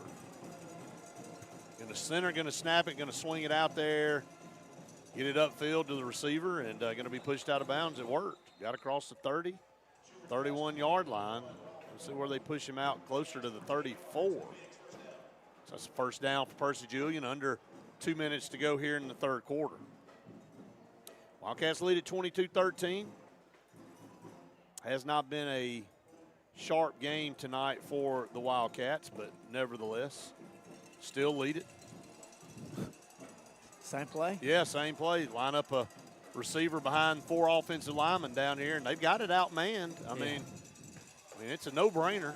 Now they're going to send a man in motion away from it. Going to quick pitch it over there, and Charzell, man. Holy cow. What a tackle by Charzell Davis.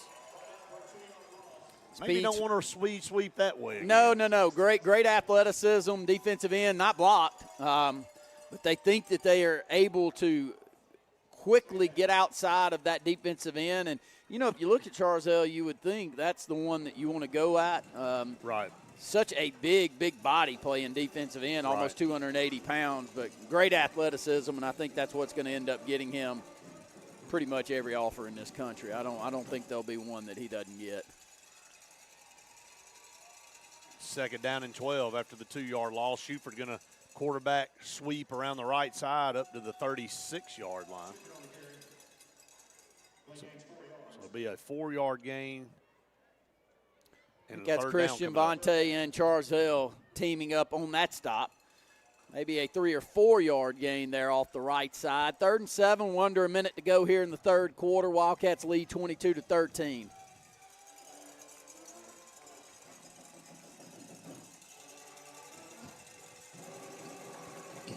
Trips down here to the bottom, 1 to the top, shotgun formation, looking across the middle of the field.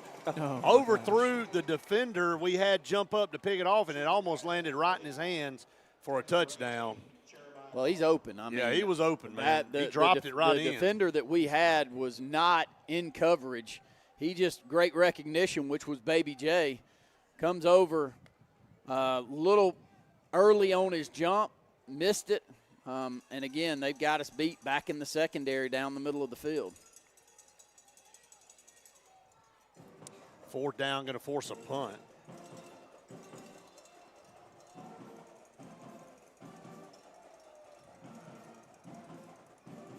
And stand inside the 25-yard line.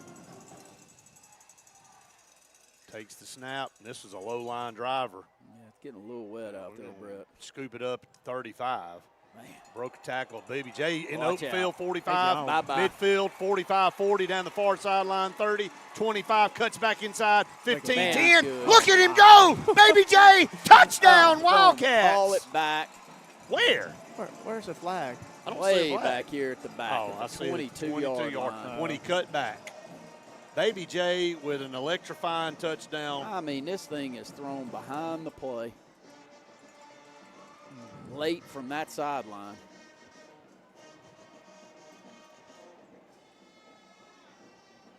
Now, their coaches are upset. I think they think it needs to be back further. Well, I didn't see it, and I'm sure there was. I mean, holding penalty called. Man, again. You know, Coach Johnson talked to me in the locker room before the game and said, how many times have we hosed Baby J this year on That's plays? 4 or 5. That's Yeah. it had been At least that hey, thing. this is the Chris Foster effect. if Chris is listening, it's every He's single here. time Chris Foster made a play, boy, you might as well just wait and find the flag somewhere.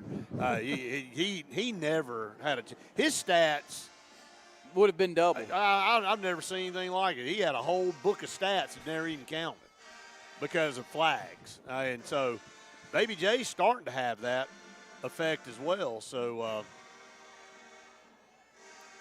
hate to see that, man. That's a tough break. Going to bring this one back to the 31-yard line. What a weapon he is. Yeah, that's an understatement. Yeah. Not much time left on this play clock. Got to get it off, down to 6. 13 seconds to go here in the third. Got to get the snap. Not going to get it. Yep, get it with 1 second. Handed to Jai over here on the left side. Cut back, 30, going to be brought down to 28, and that'll do it for the third period of play. Wildcats take a 22-13 lead to the fourth quarter. The Heritage South Credit Union fourth quarter coming up here when we come back here on the Wildcat Football Network. Wildcats lead it 22-13. That's your all-clear plumbing and air score. Scooters Coffee timeout on the field. You're listening to the Wildcat Football Network.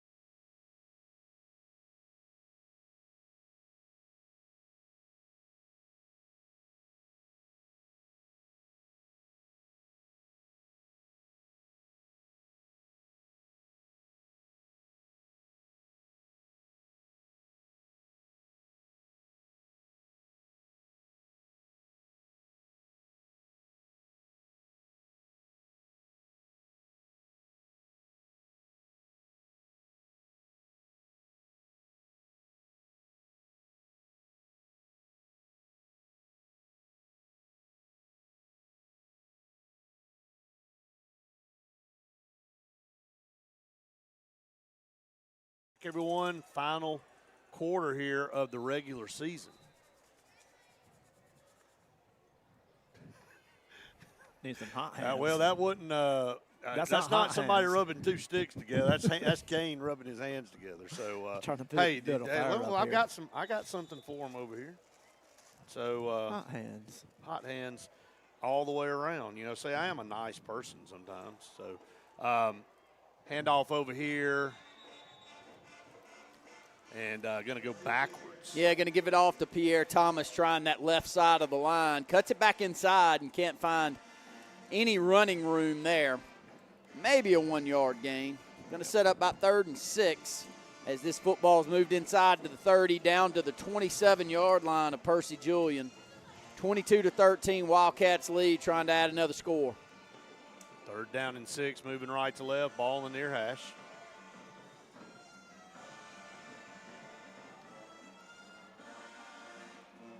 Two to the top, one down here to the bottom.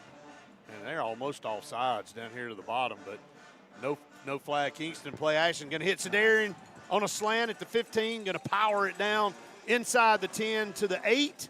It'll be 1st and goal Wildcats. It's been a big game for Sedarian tonight. 3 or 4 major plays called back, but we've been able to find him a lot. Beautiful play by him on that little skinny post route. And off over here left side. Going to carry it back inside. 5-yard line. Pierre Thomas touchdown. Wildcats. Great cut there by Pierre. Great size as well. Once he gets downhill, north and south with the speed that he has, quickly gets it into the end zone. A very well blocked job there on that left side. And Wildcats going to extend that lead out to 28-13. Extra point coming up from Colin Murphy.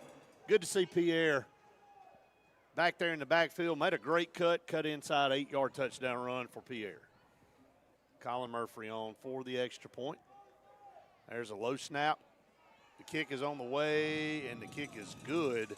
Boy, it's a powerful kick, but it just, man, it makes you hold your breath when he kicks it through. And Wildcats add another one, 29-13 is your new all-clear plumbing and air score, down to Faith Richardson on the sideline. Wildcats look like they finally woke up offensively. They do, and we were talking to Coach Hodgins earlier before the game started, and he said that something that they were going to work on is their run game and staying consistent in their run game, and that's honestly what you've seen a lot of tonight. You've seen beautiful passes to Starion, but I mean, a lot of these big plays are happening on some of these run games. Yeah, no doubt. And there was another one there for Pierre running it in from 8 yards out. Thank you, Faith and Sophie on the sideline, and the Wildcats extend that lead to 29-13 with 10:51 to go here in the football game. Again, playoffs, though, guys, looming. You cannot play 3 quarters of football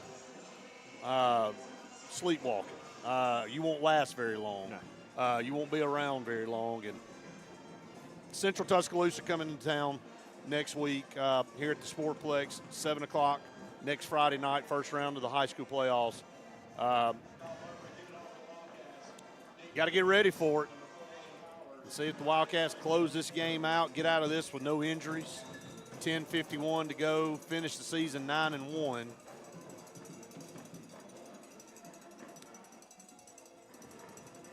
See if they can continue to execute offensively, get the ball back a couple more times, and see if we can drive down and score. Colin Murphy's kickoff down to the 3, going to bring it out. Cuts it back across the middle of the field. What a hit right there at the 23-yard line. Caleb Kendrick again. He is an assassin on special teams. I mean, a kamikaze. He finds the football and attacks right there. Knocks the return guy off his feet at the 22-yard line.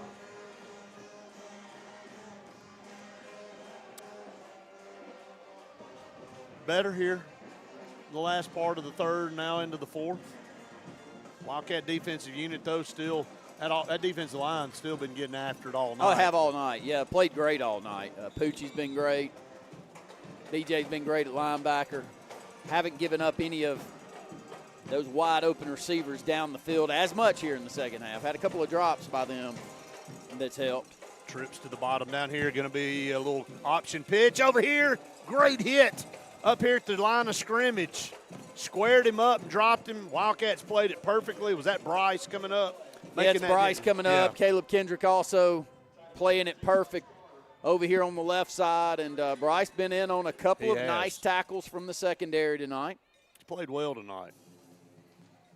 Coming up in run support there, reading that option to the short side of the field. Spill in the back. 2nd down and 10, no gain there. We head into the under the 10-minute mark here in the Heritage South Credit Union 4th quarter.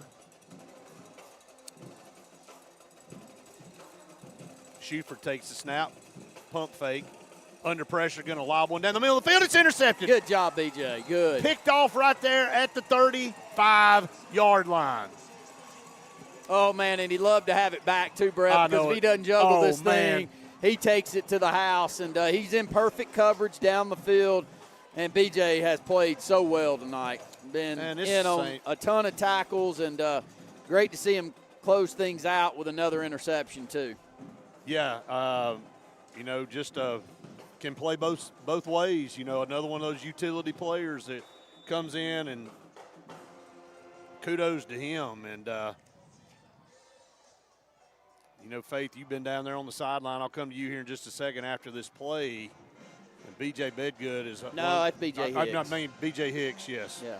I was trying to think this one through, Brett. All right, dropping back down this near sideline for Sedarian Morgan. Underthrown just a little bit. Yeah, he had him beat. Yeah. You're right. Good call there. I mean, got him beat on a go route down this left sideline. And, it's not a 50-50 ball. We said sometimes a 90-10 ball the way he comes back. But this one's a little bit underthrown. But yeah, it was underthrown. But back to that with B.J. Hicks with the interception, his first one on the year. And but we have seen B.J. Bedgood back there too. Oh, he's played a lot. He's played a lot in the secondary. That's he played what a lot saying. Last week. Yes, and he's a utility player. But yeah, B.J. Hicks did pick that off. And Faith, I tell you, man, just a lot different unit out there. Latter part of the third, now going into this 4th quarter, just seems like a spark. And there's Jai across the 30. 25 down to the 20. I'll come down to you. It's just the energy level's much better. Yeah, the energy level across, this sideline is so much better, all the way up into the stands with the audience and everybody here. I mean, everyone's getting excited. And, I mean, these guys are just in it now, and they seem like they really want to go and win this game. Yeah, and up 29-13, first down and 10 inside the 20. Kingston going to drop back. He's hit from behind right as he threw the football. So getting that pressure coming up. The first guy, he actually stepped up and dodged that one, and then he was hit right as he threw the football, incomplete. So, but hey, opportunistic. You got a lot of people, a lot of different guys coming up with turnovers on this defense. B.J. Hicks, of course, Elijah's had a boatload this year.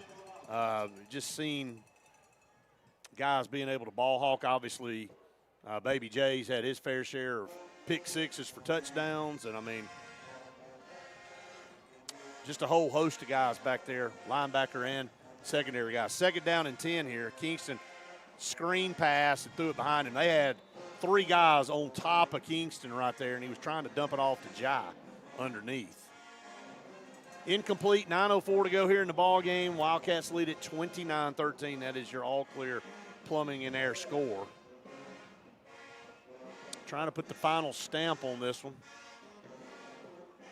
A lot to work on, though, guys, is they'll go back to the film room tomorrow, I can promise you, and start breaking this down and figuring out, boy, you got a great football team coming in here in the first round. This is not a 5-5, or somebody sneaking in at 4-6. This is a very good Central Tuscaloosa team. Going to drop back to pass on third down. Kingston waiting all day, steps up. Going to throw it. Oh, did he catch that in the corner? Did. Sedarian Morgan. Double covered. Double covered. Unreal. Unbelievable. In the end zone right there, Sedarian Morgan was double covered there. And he goes up and just out-muscles 2 guys for the football. And Kingston pre-year bought time. Offensive line gave him time. He just kept looking. He said, to heck with it. I'm throwing it to him anyway. Yeah. I know he's double covered. And like I've said before to you, Randy, a 50-50 ball isn't a 50. Even with another guy, it's not a 50-50 ball. Got the old Tecmo Bowl. That's it, man. Oh, the Tecmo Bowl touchdown. How about that? Went through the whole thing. Went through the whole cycle of the Tecmo Bowl, too. So let me tell you, this is some – somebody's being creative. Yes, that's Mr. Higgs. Extra point is up and good. I can tell you one thing. I'm not sure Faith even knows what Tecmo Bowl is. No way she does. Come on, Faith. Faith, do you know what Tecmo Bowl is? No. Okay. Oh, man. All right. I'm so old. Yeah, I'm sorry. I knew she didn't. But, hey, to more important things, Sedarian Morgan, once again, showing why he's the #1 player in the state, and Kingston pre-year just saying, look, double covered or not, I'm throwing it to him, and he just out-muscled 2 guys for the football. Sophie just said, he's been making these clutch catches tonight frequently, and that's just what he does. And that's what you expect from the #1 player in the state. And you're going to just keep seeing more of it the further they go in the playoffs. Hopefully for 5 weeks more is the plan. So Darren Morgan just maybe had his best game of the season. He's had a big game tonight. And showing, Huge look, game. if you need to just go to somebody, just go to him. And let He's him had make plays. 3 major yardage plays called back to, but he's still going to be a big number for him tonight. Probably 9 or 10 catches, I think, on the night. And Coach Coleman will be able to give us those final stats, of course. 8 catches right now for Didn't him. he have 14 or 15 against Spain Park last year? Oh, but he had that. I'm he just had saying. against Spanish Fort, too, Yeah, in the I know, playoffs. I know. I mean, That's there what I'm saying. there were games last year where he was the only one that we right. could get open. Yeah, that's right. But, I mean, he's had some tremendous Oh, yeah, he had a games. great game against Spain Park, but so did Freak Show over at Clay Chalkville this year. Yeah, Barber. Whew. Kick down inside the 5 here from Colin Murphy. Going to run it all the way across the field, trying to turn the corner. Not going to be able to do it. Great Gonna run defense him by Pierre Thomas. out of bounds over there on the far side. Guys, I just saw the replay of the touchdown catch from Sedarian Morgan, and the way that Will was angled to get that shot, that ball was completely, probably like 2, maybe 2 yards over from him where he had to bend and morph around his defenders to catch that ball. Unbelievable. Crazy. Yeah, it was awesome. It'll be in the highlight reel. Yeah, and they just cranked it up a notch on the music. Get a little Eminem in here. Maybe a little Post Malone a little bit later. Great job by Christian Yes, Smith. going to run him down there at the 20-yard line. Can't play it any better than Christian does there. He's not going to get credited with the stop, but at defensive end, a lot of times you don't have to make the stop to be the reason that somebody else does come across and make it. B.J. Hicks makes it, and, man, it's pretty easy tonight to call your 2 MVPs of this football game. B.J.'s been all over the field on the defensive side, and Sedarian's been a star again. Play action here and going to unload down the far sideline. And very well played by Baby J. Baby J on the far side. Just a go route down the left sideline, turns his head, looks back at the quarterback, able to high point that football and knock it away. A very good play. Yeah, absolutely. 3rd down and 9 for Percy Julian with 8:06 to go. Wildcats lead it 36-13. It was 14-13 forever. And the Wildcats, latter part of the 3rd here into the 4th, kind of turned it up a notch. Very similar to a game we saw a couple of weeks ago. I mean, just kind of sluggish and then kind of turned it up and ended up winning comfortably against a Pelham football team like that. It's 12-7 for Pelham, with Pelham for forever. Going to spin out and catch a pass up here around the 25. And Jackson was able to go down and catch it before it hit the turf. And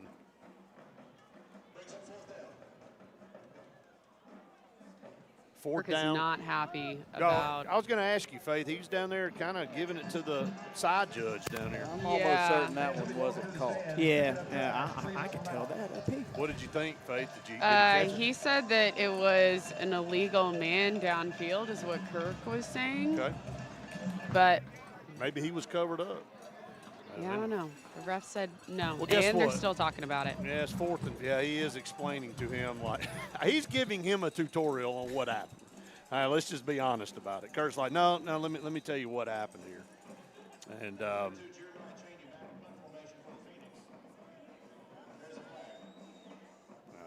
going to have a delay a game against Percy Julian. Well, Brett, I know we've struggled with our Auburn football team, but I'm pretty certain we got a good basketball team again. Maybe. Man, they We'll shot see. the What's the eyeballs score? out of it tonight. Oh, really? Yeah. Oh, yeah. Well, we'll see. good. We'll see. Had 78 points. There's with another 11 roll, and oh, this one's man. going to go into the end zone. It's a race there, and the ball's out of the back of Safety. the end zone for a safety.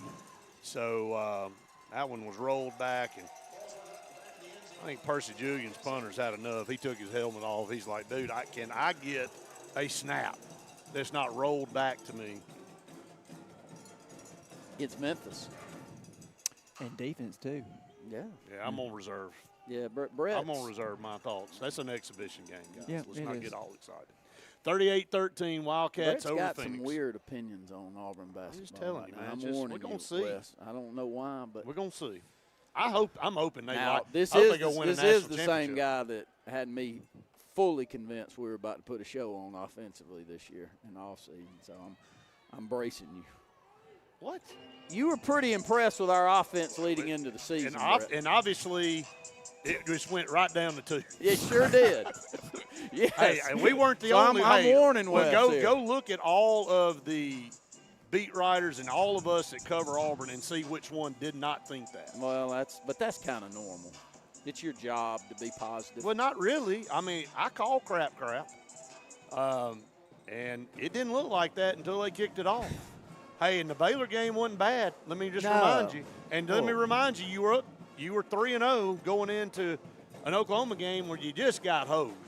Oh, yeah. And I mean, so I think Great second half here. Bad 24 unanswered points. is he being critical of me, in the Wes, second. up here? Well, I just don't like to listen to you talk bad about the only hope that I got as Well, an I'm Auburn not fan, talking which is that bad. I'm just basketball telling you to program. reserve I mean, your excitement over yeah. an exhibition game. well, I mean, but give me something to cheer for, Well, please. you will tomorrow.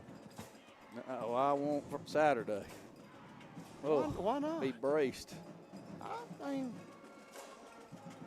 can start to turn things around. You don't have to play like that the whole year. So Just like us. That's second right. half. That's right. You don't have to play terrible for 4 quarters. You've got both of our return men at the 50 based off of Yes. what we've seen, and this one's going to This be one- popped up right at around the 50-yard Like line. to field it on a hop. Going to bring it out. Found a hole there and going to be run down from behind there at the 35-yard line. So You know he's looking for a touchdown. He's already had another one called back tonight, had 1 kickoff return, 4 touchdown, and Baby J. Calhoun is dangerous. what with was the football. second one on, Brett? Was it a punt return? Yeah, Yes, it punt was a return. punt return that got called back. How many penalties tonight for? Oh, man, we've had For 3 or us? 4 on touchdowns Yes, called back. Yeah, for us, Wes. How many Yeah, total? 5. So Yeah, that- there've but been one big of them, ones. Yeah, one of them right. was on a punt Yes. return. One was against Sedarian on a. Special teams. Here's yeah. a screen pass over on the other side. Found a block. Cuts it back all the way across the field. 30 down this He's near gone. sideline. 25, 20, 15, 10, 5. Going to walk in to the end zone. B.J. Bedgood. Touchdown, Wildcats. Screen to the right. Followed his blocks all the way across the field. Got to the near sideline and just cruised into the end zone. And this Wildcat offense has found its legs finally. Nice little tunnel screen, Brett, and what's that, a 35-yard Yes. touchdown reception. And glad to see B.J. get in on the action tonight. Well, I'm just happy that it looks like our offense Good kind of is point. getting back in a flow. Because for 3 quarters, it was bogged down as bad as it could be. 14-13. And really Clean. going back to Yes. the Chelsea's game. No, it really did. Yeah, Yes. on the second Yeah. half. Hey, Ants finally look like they're getting some stuff going. This is the offense we've been used to majority of the season. That's a great looking kick there by Colin Murphy to add it in. Faith, I'll come down to you. It took 3 quarters, but this Wildcat offense found itself, and this is what you want heading into the playoffs next week. You know, we were just talking about Sedarian on the touchdown before this one, and it's unbelievable the fact that he was able to communicate with BJ about, hey, come over this way, and Sedarian set up a good block for him to be able to walk it into the end zone. And now, I mean, they're up 45-13. I'm telling you, B.J. Bedgood, Sedarian Morgan making plays, man. They just 31 unanswered points here in the second Yes. half. Only had a 1-point lead at halftime, That's exactly 14-13. Only 70 yards of offense there in the first half. We'll catch up with Coach Coleman after it to run down those stats, but way more than 70 here in the second half. And who created the spark? You remember what play was it? Elijah. Yeah, he sure Elijah. did. Two times in a row Yep. on fade patterns to Sedarian. One of them a long, beautiful pass reception down the right sideline. Then they come right back to it on the very next play Yes. and just throw it back up to him in the end zone. Hey, talking about that Memphis-Auburn game, just saw a stat, 21 turnovers for Memphis. No. 31 points off turnovers for Auburn here tonight. 21 turnovers. Lord have mercy. Well, I mean, Stephen Pearl, of course, known more for his defensive Yes. coaching than he is for his offensive And it's good to see coaching, what so- he changed from that Oklahoma State Yeah, game. because Oh, it was not Not it's pretty. not good there. But, you know, it's like Brett said, it is an exhibition. But when you shoot the ball that Oh, well, yeah. you're going to beat a lot of teams. Oh, yeah, you definitely want – if you shoot like that, you're going to have a chance in every one of them. Are you going to bring it out, kick down to the 5? Oh, Man, my what gosh, a hit it's- right there at That the was 25. That's Caleb That's Kendrick. Caleb Kendrick again. What a hit. I'm telling you, man, he loves it. He dares people to return the football, man. And, Faith, you had to heard that, you and Sophie. It was right in front of you. It's as hard a hit as we've seen all season. I'm surprised y'all couldn't hear it all the way up there. It was like Wow. the hit heard around the world. Yeah, and on a cold night tonight Yeah. like that, boy, you Got talking hurt about too. feel like your bones broke. Your bones just broke in two. So, He does like it. You know, Yeah, he there's does, players you can tell, and, man, he has improved so much. full speed running at somebody like that, going to swing it out in the flat over there. Guy's receiver 20, 25, and out of bounds. And, again, what was once a 14-13 lead, Wildcats struggling offensively now is a 45-13 lead with 6:13 to go in the ball game.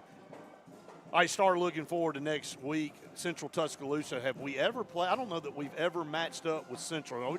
We played Tuscaloosa County in '97. Yep. But I don't think we've ever played Central Tuscaloosa. Not that I know of. Maybe the first matchup ever between the two schools. So. No, not that I know of. Pull it back up, though, and see if we can give that update. Central Tuscaloosa, such a great program back in the 90s, if you remember. Yeah, of course they had great running backs and played in that top classification. And I'm not sure that they ever won a state title, Brett, but weren't they in it most year in and year out? Yes. Well, you know, there's a lot of teams, including this one, that we're playing here tonight. It's changed so much over the years. Yeah, I mean, like classifications. You have to keep in mind, this is Robert E. Lee. Absolutely. This is the Lee program that, back in that 90 stretch, won as many football games here in the state as anybody. They did. 3rd down and 3, going to swing it out over there, and pass complete. Going to be right at the stick for a 1st down. See if I can get you an update on that, Brett. Yeah, pull that up, see if you can find something here. We're 5:32 away from this one being over and turning that focus to Central Tuscaloosa.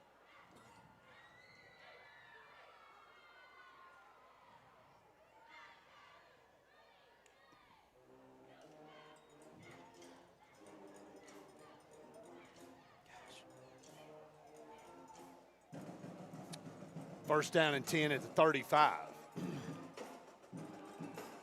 Shotgun snap, under pressure.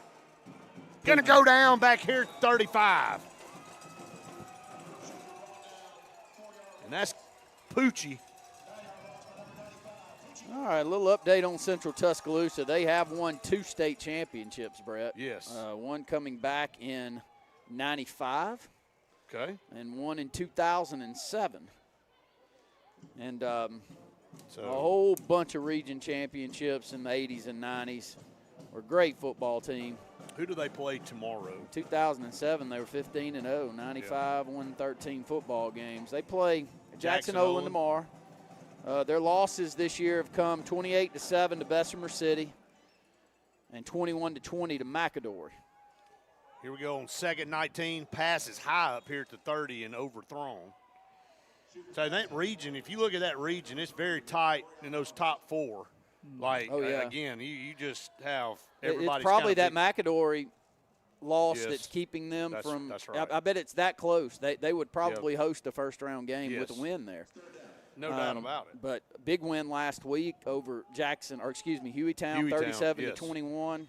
Have outscored their opponents 307 to 148 on the season. Yep. And they're 4-2 in the region, the exact same as McAdory. So like I said, Brett, Bessemer City again, they've got another great team. We've seen them in the past have really good teams. That was one of the hardest games we had in that run there to the semifinals. Sure was. That Bessemer City team came here, and it was a tough football game. It was a great win for us that night. And timeout on the field, 4:20 to go here in the ball game. Wildcats lead at 45-13, going to improve to 9-1 on the season, which is you never take that for granted. 9-1.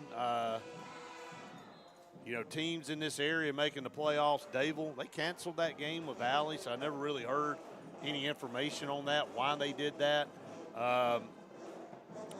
We have played them once, Brett. Okay, one time.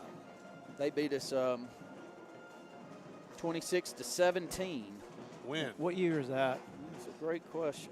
Here we go.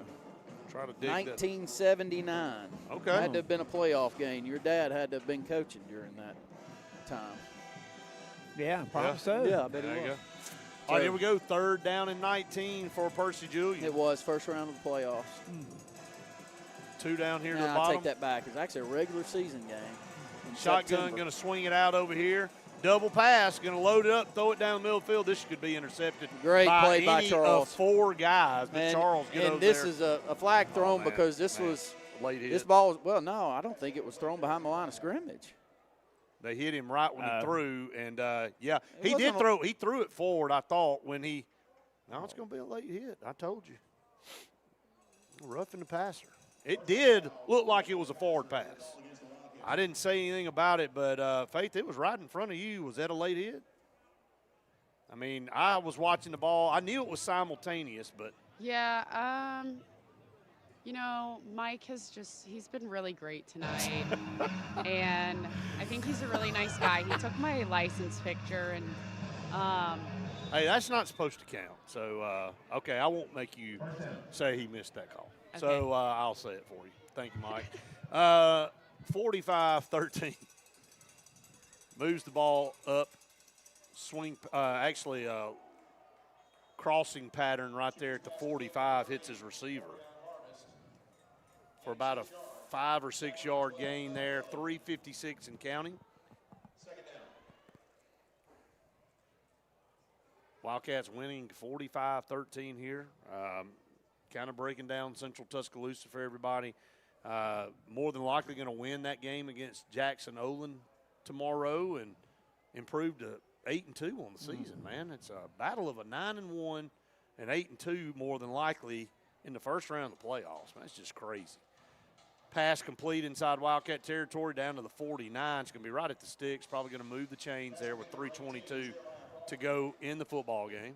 Does that happen much? I don't know that I've like ever. a 7-2. I don't know. It's almost as it's a four. well, it's almost impossible to finish fourth in your region and be 7-2. Yeah. Or 8-2. I think it's almost impossible. I think it used to happen more than it does when we had area play. When you only had Yeah. 3 teams. You know, when you only had 4 teams and you only had 2 making it through. Yeah, maybe. Sometimes those were 2 really good. But 4 records. teams, Yeah. and you're 7-2, and they're 4th. I mean, that's odd. That means the bottom 4 teams in that region didn't win any football games. They didn't win anything, no. Ooh, what a hit right there at the 42-yard line.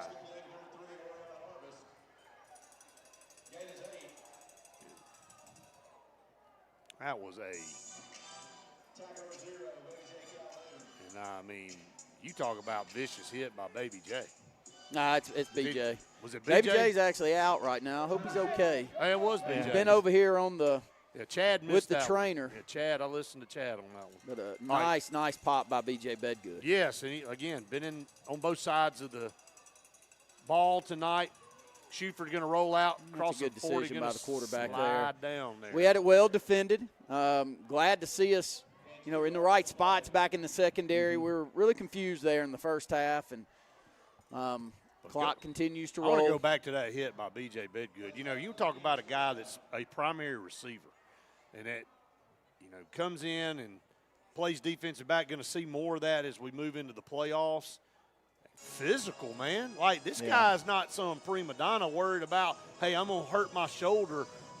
He's coming up laying the wood, dude, and just the mentality, as you said, BJ. Actually, Baby J's sitting over here on the sideline. So, but hey, he's not small either. No, I mean, BJ's a very physical. He's physical good guy. size. Yeah, very, very physical. Yeah. So, Faith, you have something down there? No, I'm trying to figure something out. I'm trying to see what's going on over here. I got you trying to figure it out over here. Okay, yeah, I thought you looked back at us. So, Oh, no. I missed you earlier, so I didn't want to do that again. 2:13 to go here in the ball game. Wildcats winning 45-13. Remember, coming up after the game, it will be the Radney Funeral Home postgame show. We'll name the Dark Insurance players of the game and the Lake Martin Tractor and Outdoor Wildcat play of the game. A lot to pick from tonight. 45-13. 2:13, Percy Julian now inside Wildcat territory down to the 39.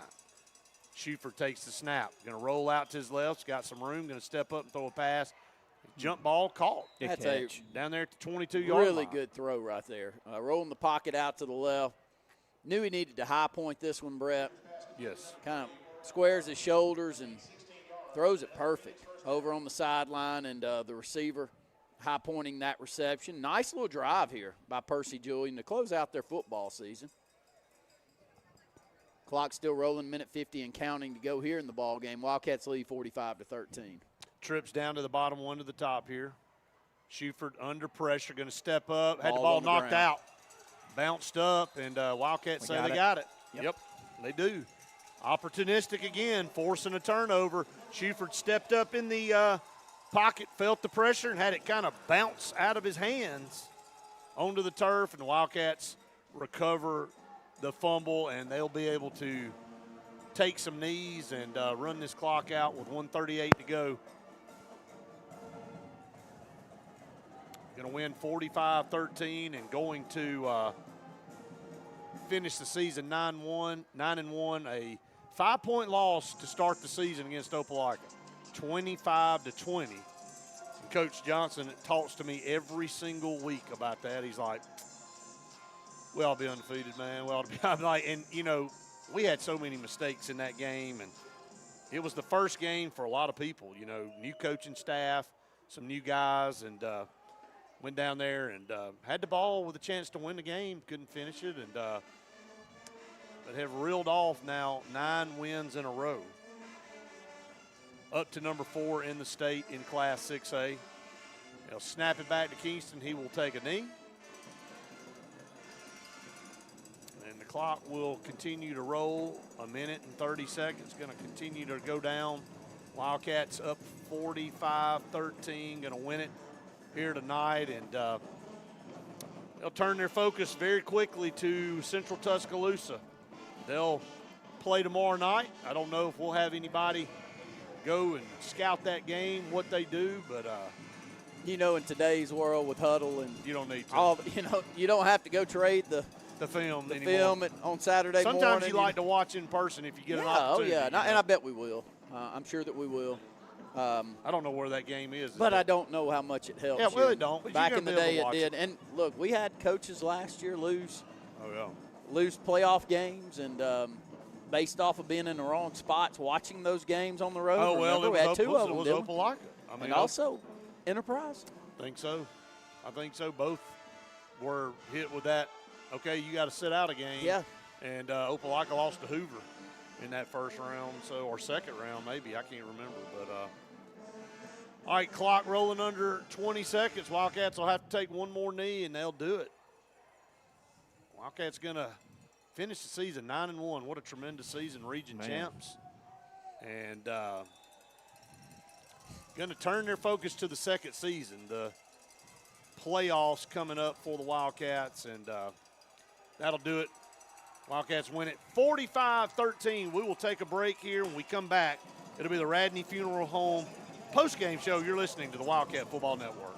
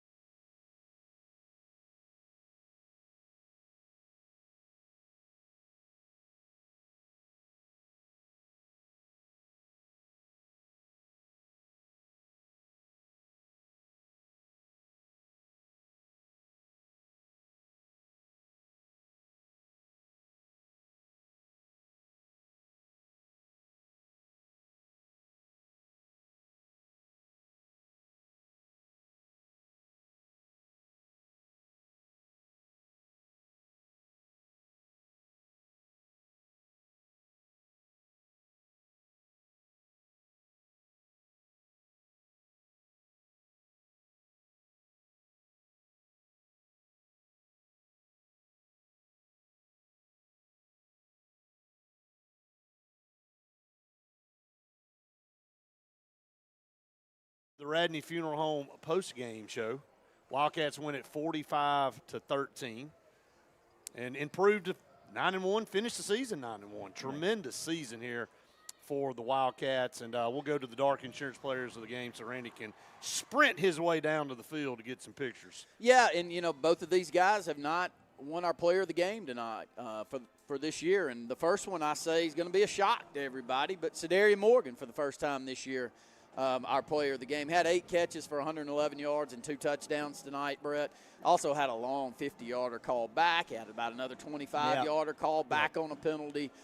Could have had upwards of 200 yards in receiving. Had 2 showcase receptions tonight, one on a fade pattern by Elijah down the right sideline. Highlights. That was a full extension, and then a beautiful touchdown reception over here to the left of us to close things out. So congratulations to Cedarian Morgan. 8 catches, 111, and 2 touchdowns. And then on the defensive side of the ball, he's had a wonderful senior season, B.J. Hicks. B.J. was all over the field there in the first half. Didn't have to make quite as many tackles in the second half, but capped it off with an interception, Brett. Yes. So had 71 tackles coming into the ball game tonight. Feel like he's easily well over 80 tackles going into the playoffs. And when you're playing by Charles Chappelle, who's over 100 tackles on the season, between the two of them, over 180 tackles on the season going into the playoffs. About all you can ask for out of your 2 linebackers. No question about that. So congratulations to B.J. Hicks and Cedarian Morgan. The Dark Insurance players of the game both had tremendous nights here. Needed them to have that Wildcats win at 45-13. Now to the Lake Martin Tractor and Outdoor Wildcat play of the game, Wes. There's a couple that we could name. I mean, Cedarian with obviously a really good catch in the end zone, a screen to BJ. Yeah, or that diving catch. Oh, the diving catch. I think that's almost even though it wasn't a score, I think you got to look at that because it was still 14-13 at that point. Yeah, and he laid out, and Elijah made that throw. Elijah made that throw. So, congratulations to Elijah Johnson coming in at quarterback in the Wildcat formation and throwing that ball up. Cedarian Morgan making an unbelievable diving catch down there at the 6-yard line, stretching out all 6'5" frame needed to stretch out and catch that football, and he did. And so just great play. So Lake Martin Tractor and Outdoor Wildcat play of the game. Again, remember the region's authorized Mahindra Tractor and Spartan Mower dealer. See us today for 0 turns. Cedarian Morgan making that play from Elijah Johnson. Okay, we'll catch up with Faith here shortly when she's able to get Coach Kurt Johnson for some comments here on this win for the Wildcats over Percy Julian, 45-13, a lot different than last year. Yep. What a great season. Very it's good not season. Over yet. Well, no, yeah. I think it's far from over. Yeah. 9-1, region champs, a lot ahead for this team that's ranked number 4 in the state. Clay Chaltville is ranked 1, Saraland 2, Muscle Shoals is 3. And your Benjamin Russell Wildcats 4, followed up by Homewood at number 5. So there is your top 5 here in the state of Alabama. And I think Harts will drop to 6. Anyway, some really, really good teams up there at the top of the rankings here for Class 6A. And Faith, you just let us know when you have Coach Johnson and happy for our seniors. Yeah, senior night tonight. Again, it's always special. Look, my son a few years ago had a big win on senior night over a very good Sylacauga team that was 7-2 coming in. Very good team. And just remember how special that was. Didn't end the season the way they wanted to because they didn't get a chance to go to the playoffs. But let's go down to the field with Faith Richardson now. I think she has Coach Kurt Johnson. Coach, congratulations. Tell me how this team went from the very first loss at Opelika to winning out the rest and winning the region, and here you are, you're about to go into playoffs. A lot of reps together. At the Opelika game, I was new. We didn't really know our identity of our team and who we would be, and what everything I was getting from third party, trying to figure out who people were, and we finally got to see them in action. So I'm extremely proud of where we started and where we are. Now, are we where we need to be? No, we are not. We got a long way to go. There's 5 more we need to go figure out how to win. We got 5 more we need to figure out how to go get. And I'm just thankful that these guys, they show up every day with the attitude and the willingness to be, to be coached hard. When you say that y'all have found your identity, what is that identity? I think it's find a way to win the freaking game. There's some days I feel like we got the most high-powered offense, and then there's some days I feel like we don't. There's some days I feel like we got the Ravens defense in 2000, and then there's sometimes I don't. So I think that we just can collectively continue to figure out a way, whether 1 point, 2 points, 8 points, 42 points. It was 14-13 coming out. And the score is 45-13. Nothing changed in the locker room. There was no halftime adjustments. There were no special speeches. There was none of that. It was figure out what you're supposed to be doing and go do it at a high level. And then it's 45-13. So, obviously we're terrible coaches. Jesus. Well, Coach, thank you so much, and good luck. We're really excited. You'll be back here next week on Friday playing a tough Tuscaloosa team. And I know you guys have a lot that you need to work on, but do you have any kind of start of where you want to work on? Yeah, the whole entire team. We had a couple snaps that went very good on our extra point. We had some missed blocks that, one block that leads to a touchdown. We had the 2 touchdowns that were scored were trick plays, and our eyes are in the backfield and they're running by us. So how about we learn how to play with our discipline? But with all that being said, you got a 45-13 win, and you're hosting the first round of the playoffs. Now, the team we're hosting is a team that should be the 1 seed, but due to the losses they have, they're a 4 seed. So we got to figure out how to play ball, and I'm excited. I want to pack out the Sportsplex. Hopefully we'll get 3 or so at our place, and this is why I'm here, man. Small town, but big ball atmosphere, so I'm excited about it. Thanks, Coach, and go enjoy this win. Yes, ma'am. Thank you. Great to be a Wildcat. Thank you, Faith. Good to hear from Coach Johnson down there. And, again, like he said, I thought he summed it up pretty well. You look up, and, and it's good to hear. Nothing special. Didn't go in there and peel the paint. Didn't change anything. Just come out and do what you know how to do. And that's what this team did. He is so brutally honest. I love it. I love it. You gotta respect that. Yeah. You do. Hey, honesty's tough sometimes in this world, and the only way you can get better is to face things. And he's going to call you out. I've been around him long enough now to know that it doesn't matter who you are, Sedarian, BJ, Kingston, the ball boy, a coach. If something's not going on the way it ought to go, you're going to get called out. Yeah. And, and he calls himself out too. He's not beyond criticism, and he's probably harder on himself than he is anything. And it's like kind of what he talks about.